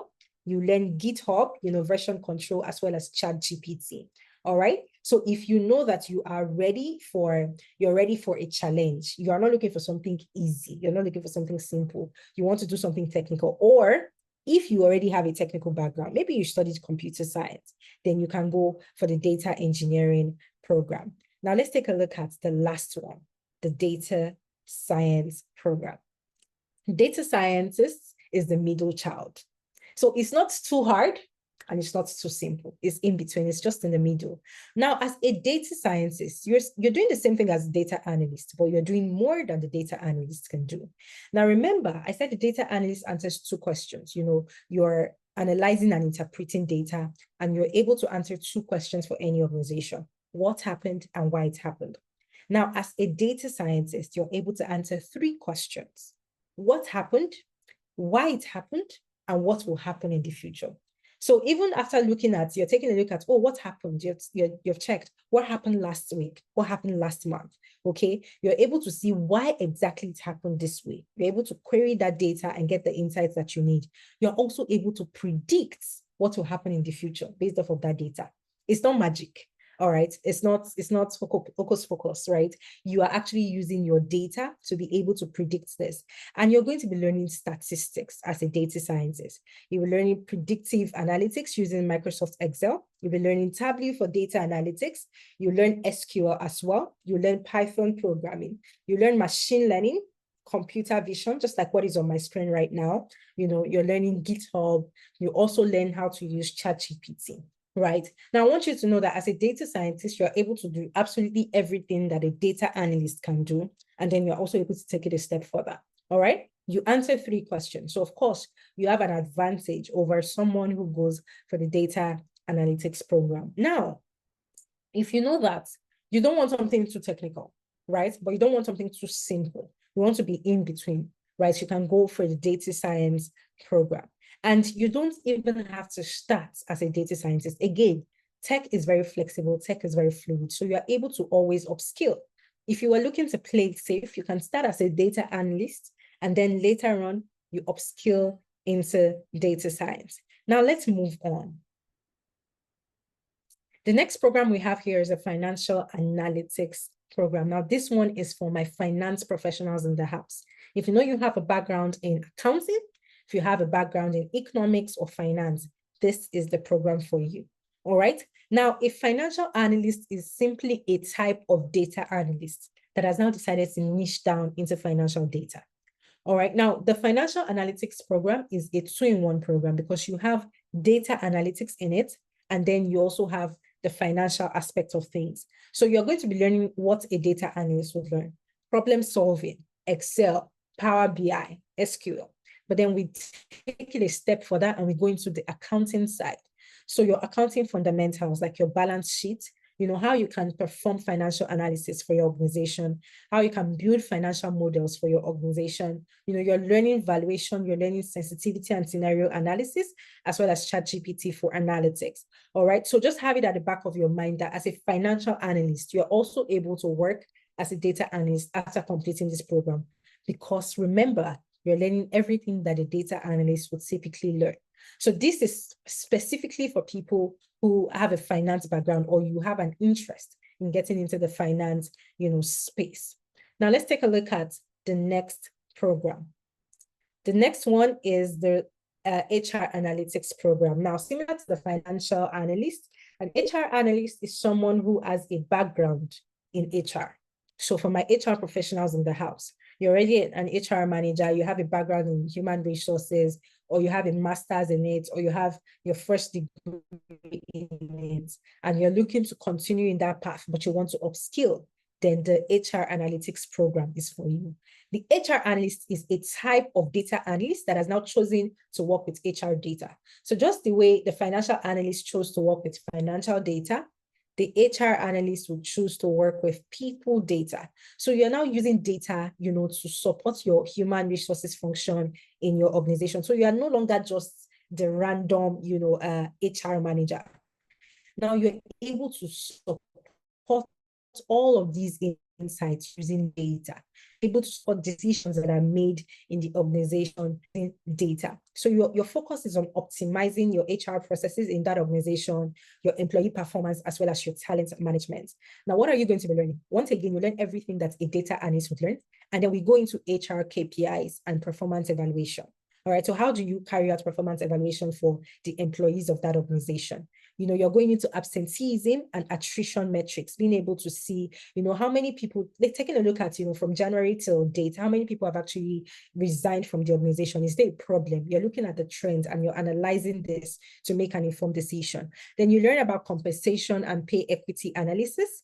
You learn collaboration and recruitment tracking automation. Then you also learn how you can use HRMS, your human resources management system, as well as ChatGPT. So again, if you are an HR professional, an aspiring HR professional, or you're already in the HR space and you just want to level up, you don't want to keep being basic, then the HR analytics program is for you. Then finally, last but not the least, we have the cybersecurity program. Let's talk about this one. Now, there are 3 teams in cybersecurity. Okay, you have the red team, you have the blue team, and you also have the purple team. But here's the truth. A lot of people, people that are trying to break into cybersecurity, they get stuck at the very beginning because they don't even know exactly where they want to go into. Do they want to go into the red team, which is basically the attack side, right? Or do they want to go into the blue team, which is basically the defense side? That confusion alone, not knowing where to, just put your head, that confusion alone often stops people from progressing in this career path. Now, but what if I told you that you don't have to choose yet, right? I mentioned 3 teams earlier. When you don't have prior knowledge, how do you even know the best team for you? So that is exactly what this program is going to solve. So you are actually going to start by learning both. So you learn all the activities of the red team, the people that hack into systems, ethical hacking. If you remember when Yemisi was, doing her presentation, she started off with a disclaimer that this is purely for, educational purposes.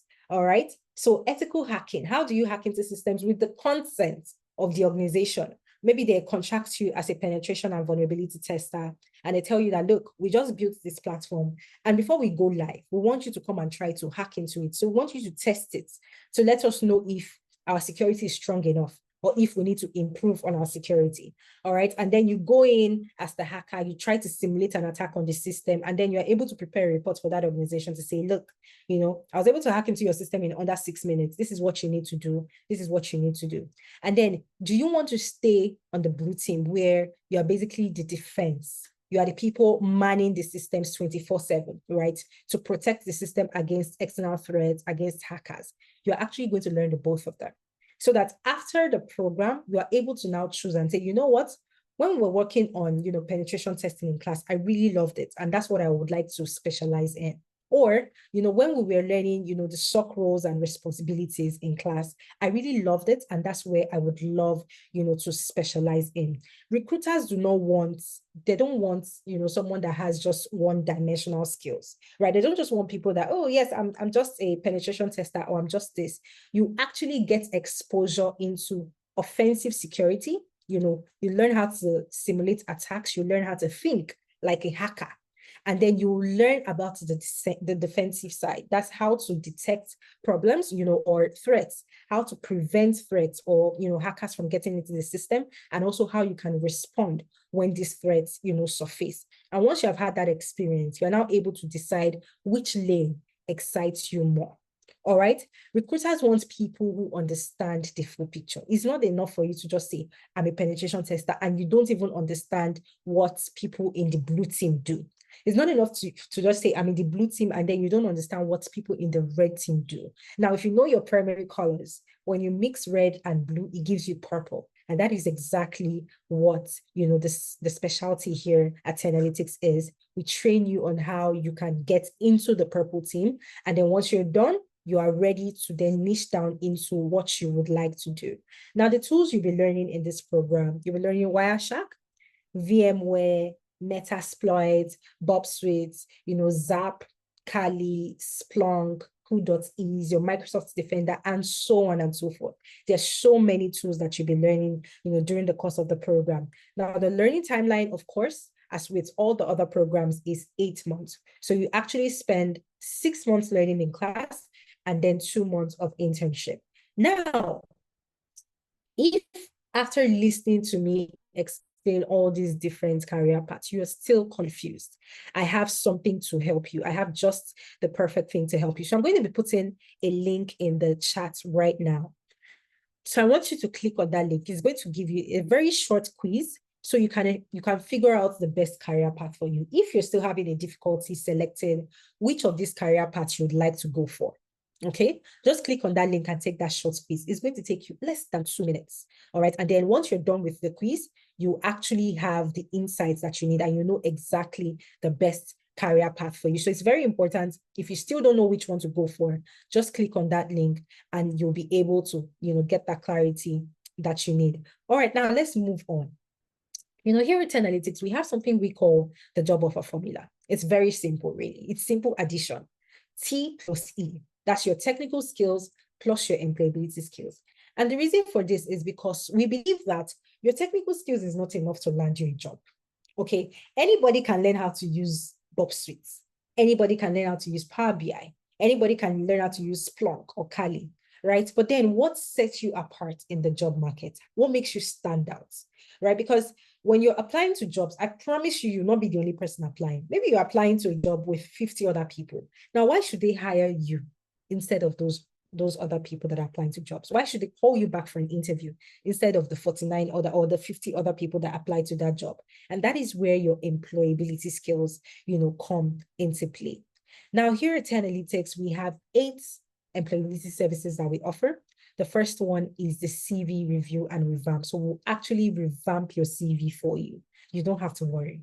Once it is time, 2 months into the program, we ask you for your current CV, we will work on it and then send it back to you. And then we push you into the job market.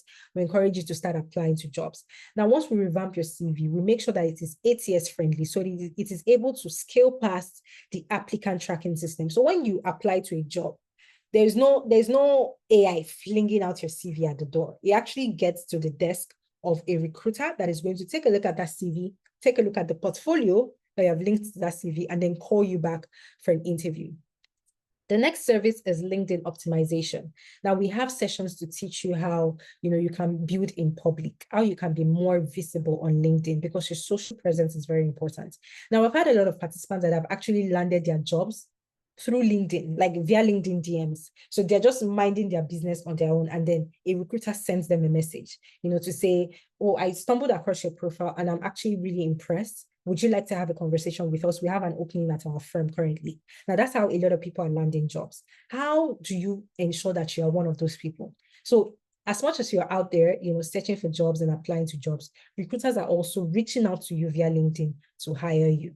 Okay, how do you become a hot cake? I'm sure you understand what I mean. Now, the next is navigating the job market. Now, these are sessions where we have professionals come in and teach you teach you what the field looks like.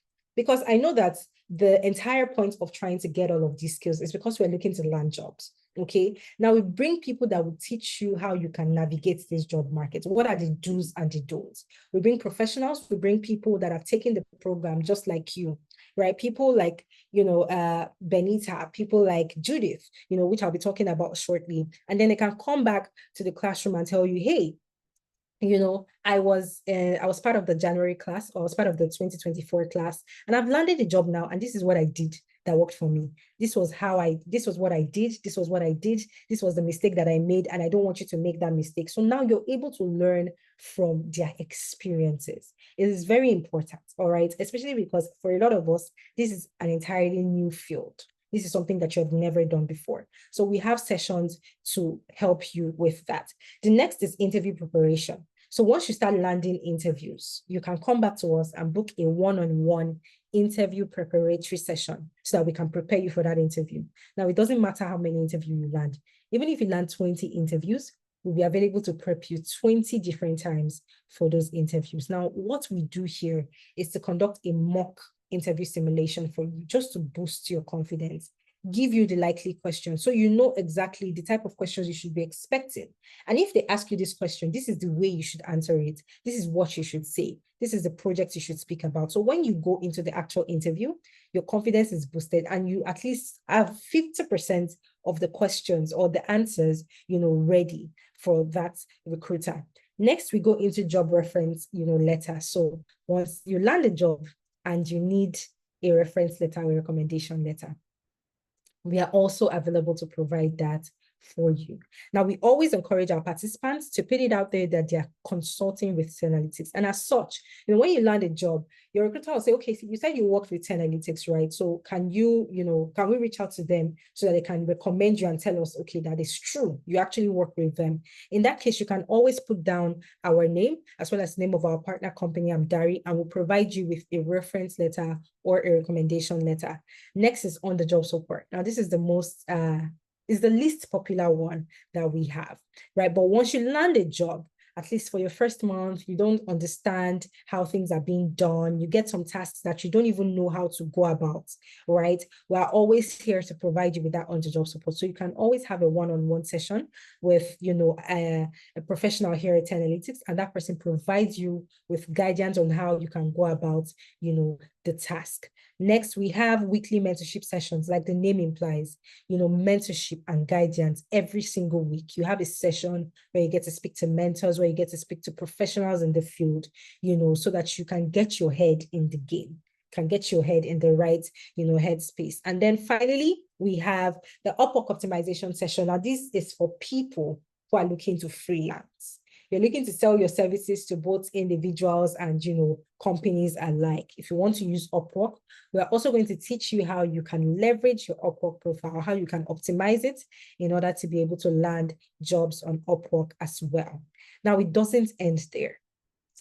Once you are a 10Alytics participant or a student here at 10Alytics, you also have access to our exclusive job tracker. Now, here at 10Alytics, we pay a lot of money every single month to get access to some exclusive jobs that you cannot just find anywhere. Jobs that you cannot find on LinkedIn, jobs that you cannot find on Indeed. Now, when we pay for these jobs, we scrape them on a weekly basis, and then we send you the link to these jobs so you can apply to them. So in as much as you're out there applying to jobs, we're also sending you links to jobs that you can apply to. Whether you want a job that offers visa sponsorship, whether you want a hybrid role or a remote job, whether you're in the UK, you're in the US, you're in Canada, we're sending you all of these different links to jobs every single week that you can apply to. And then you also have access, you gain access to an exclusive AI chatbot that would aid your learning experience called Oluko. All right. This is only for our participants. It's not like ChatGPT that is out there everywhere. Anybody can access ChatGPT. This is only for people who are 10Alytics students. You have access to this AI chatbot that has been tailored to help you through your learning journey. Now, Oluko can even prep you for an interview when you have an interview. You have that AI chatbot at your fingertips once you register for the program. Now, once you're done with your learning with us for 6 months, you will have the opportunity to intern with a leading tech company in the UK, Amdari. And you have that unique opportunity of putting 10Alytics as well as Amdari on your CV as part of your work experience. All right. Now, it always seems impossible until it is done. Let's just take a look at some success stories very briefly. Remember to fill the attendance form. So once you get the slide, you can take a look at all of these success stories. I'm just going to be highlighting a few of them. But if I start to talk about our success stories, we'll stay here for 5 more hours. So let's just breeze through. Now, we have people that have been able to move from care work, support work, into roles like project management, into roles like business analysis. And what's more, they landed jobs while they were in the program. Take Esther, for example, that joined the Agile Project Management Program in April 2025, right? By July, by the 1st of July, Esther landed a job, as a contract manager with the civil service in the UK, working a hybrid schedule. So she works 3 days at the office and 2 days from home. Now, someone like Esther landed a job 4 months into the program. That's why, if you remember, I mentioned earlier that while the program lasts 8 months, it doesn't mean that you have to wait 8 months to land a job. We have a lot of people that have been doing it before, people that have landed jobs 3 months in, 4 months into the program. So if they can do it, you can do it as well. All of these testimonials are linked on the slides. So we also have Christian. Now, Christian is actually 18 years old. Okay. his brother actually registered for him. His brother just said, you know what, Christian, I mean, you're 18, you're done with school, so let me just register you in, a tech program so you can pick up on some in-demand skills. Now, Christian joined the 10Alytics data analytics program in September 2024. And, he was able, we tailored a CV for him. He got prepped for multiple interviews. He joined all the mentorship sessions. He also built a portfolio. He was applying to multiple jobs. And then in July of 2025, all right, Christian landed a job as a data processor and analyst with Market Trends International. Now, he landed an international role. So Christian actually joined when he was 17 and he landed a job at 18. At 18, he's already making 6 figures. So this is just to let you know that even if you are not on this session for yourself, you're on this session for your child or, your younger brother or your younger sister, it is never too early to get into tech. All right. Actually, even sets the foundation and it solidifies the foundation for that teenager or that's youth. Okay, we have so many testimonials here, like Ikmat, who was a stay-at-home mom in the UK, and then she was able to transition into data analytics. We have Sharon, who moved from healthcare. She was a healthcare worker in the UK, and she got a business data analyst role in the same organization. She didn't even leave the organization. In the same organization, she was able to upskill into the business, analysis department in less than 3 months. We have Pavel, who was a teacher in Cameroon, and he transitioned to becoming a data analyst, with a company in the US. We have Abednego, who was unemployed, and then he was able to transition into becoming a quality improvement analyst in Canada. Now, I'm saying all of this to let you know that there are people who have done it, and you can also do it. Ramat was a customer service representative, and she was able to transition from that into becoming a business analyst. All of these people had zero knowledge, zero prior experience in tech, and they were able to not just transition, not just take the program, but also land their first tech job. Okay, so we're just going to breeze through all of these testimonials because there are lots. There are a lot of them. It just doesn't end. Okay, just remember that all of them are linked on the slides. So once you get the slides, you want to go over them on your own. Now, how can I start today? We have a class starting on the 4th of October, this Saturday. Okay, now we almost closed the registration, but we decided to extend it a bit further. Now, the pricing of the program is $1,000 US. And, right now it is discounted. You can see on my screen, actually, that it is discounted at 800. But right before this session, I spoke to the team. I said, how can we, just give the people that are going to be joining this session exclusive access? So instead of 800 US, you actually get to pay 750. You can see on my screen that it is 800. But you get to pay 750 just for the people joining this session tonight. Okay, the discount is only open for the people joining. So as you're listening to the sound of my voice right now, first 20 people, I want you to rush to the 10Alytics website and enroll. Now I'm going to walk you through how you can go about enrollment, whether it is business analysis you're interested in, it is data analytics, it is data science, data engineering, cybersecurity, financial analytics, HR analytics, or agile project management. My colleagues will be dropping the link to enroll in the chat. Now, let me show you what that looks like. Once you get that link and you click on it, it just shows you the list of all the programs that we offer here at 10Alytics. What you want to do is you want to identify your program of interest. So are you interested in data analytics? Are you interested in business analysis? Once you identify your program of interest, you want to select Buy Now. Once you click on Buy Now, it opens the full description of the program, every single thing you need to know, as well as the minimum number of projects that you get to work on while you're with us. So you can take your time to read through, but once you open this up, you can see it right here. It says Enroll Now. So I want you to click on Enroll Now, and then you'll be prompted to create a free account. That is going to take you less than 1 minute. Just your full name, your email address, as well as your phone number, and then you'll be able to confirm your enrollment. Now, I want to zoom in so that you can see that, like I said, I spoke to the team before joining this session. This discount actually ended, last night, but I said, let's extend it. For the people on this session right now, if you are able to register right now for the class starting in October, or even the one starting in November, you're able to save 25%. Okay? So the next thing you want to do is you want to select your preferred cohort. So would you like to start, on Saturday, which is on the 4th of October? I always tell people the sooner the better. If you keep postponing and saying, I'll start next year, I'll start in January, I'll start in February, what will happen is life will keep happening and you will just never start. So I always tell people, if you can start as soon as possible, do so. But it's okay if you need more time. If you say, you know what, I'm very busy in October, I'd like to start in November. All you have to do is just select the November cohort here. Now, aside the discount that is available for the first 20 people on this call right now listening to me, you also have a payment plan, a very flexible payment plan. So remember, the program is already discounted from 1,000 US dollars to 750 US dollars. Now you're also able to split your payment for as many as 5 times, meaning you don't even have to have all of the money to start your classes on Saturday. Okay, so here's the payment option. Now, depending on where you are in the world, when you click on this link, you see it in your local currency. So if you're here in the UK, you see it in pounds. If you're clicking on the link from Nigeria, you see it in Naira. If you're in the US, you see it in USD. If you're in Canada, you see it in Canadian dollars. So you're able to pay in your local currency. You don't have to worry about converting your money. So right now it's in pounds. So from 820 pounds, which is 1,000 US dollars, it's currently discounted to 615 pounds. So you actually get to save about 205 pounds.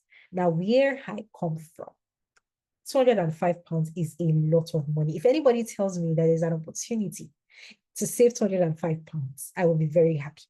So I want you, like I said, I had to speak to the team to extend this just a little further. Okay, so if you are interested, go ahead to secure your spot as soon as you can.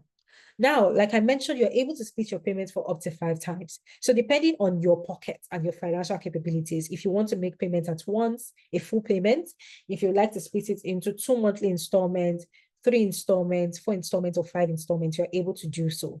Now, for example, for 5 installments, what you're saying is that, you know what, I heard about this discount. It's 615 pounds. I don't want to miss out, but I don't have 615 pounds right now. I only have 123 pounds, or I only have $150, or I only have 240,000 naira. Can I start my classes? And the answer is yes. So once you make the minimum deposit, which is 123 pounds, you're able to just click on apply discounts. It will apply the discount for you. You want to just go ahead, confirm all of your information, and then proceed to make payments with your card. Easy peasy. Again, remember, this discount is only open to the first 20 people that will be taking, advantage of it. All right. So you want to rush, you want to try as much as possible to be among those 20 people, especially if you're looking to start on the 4th of October.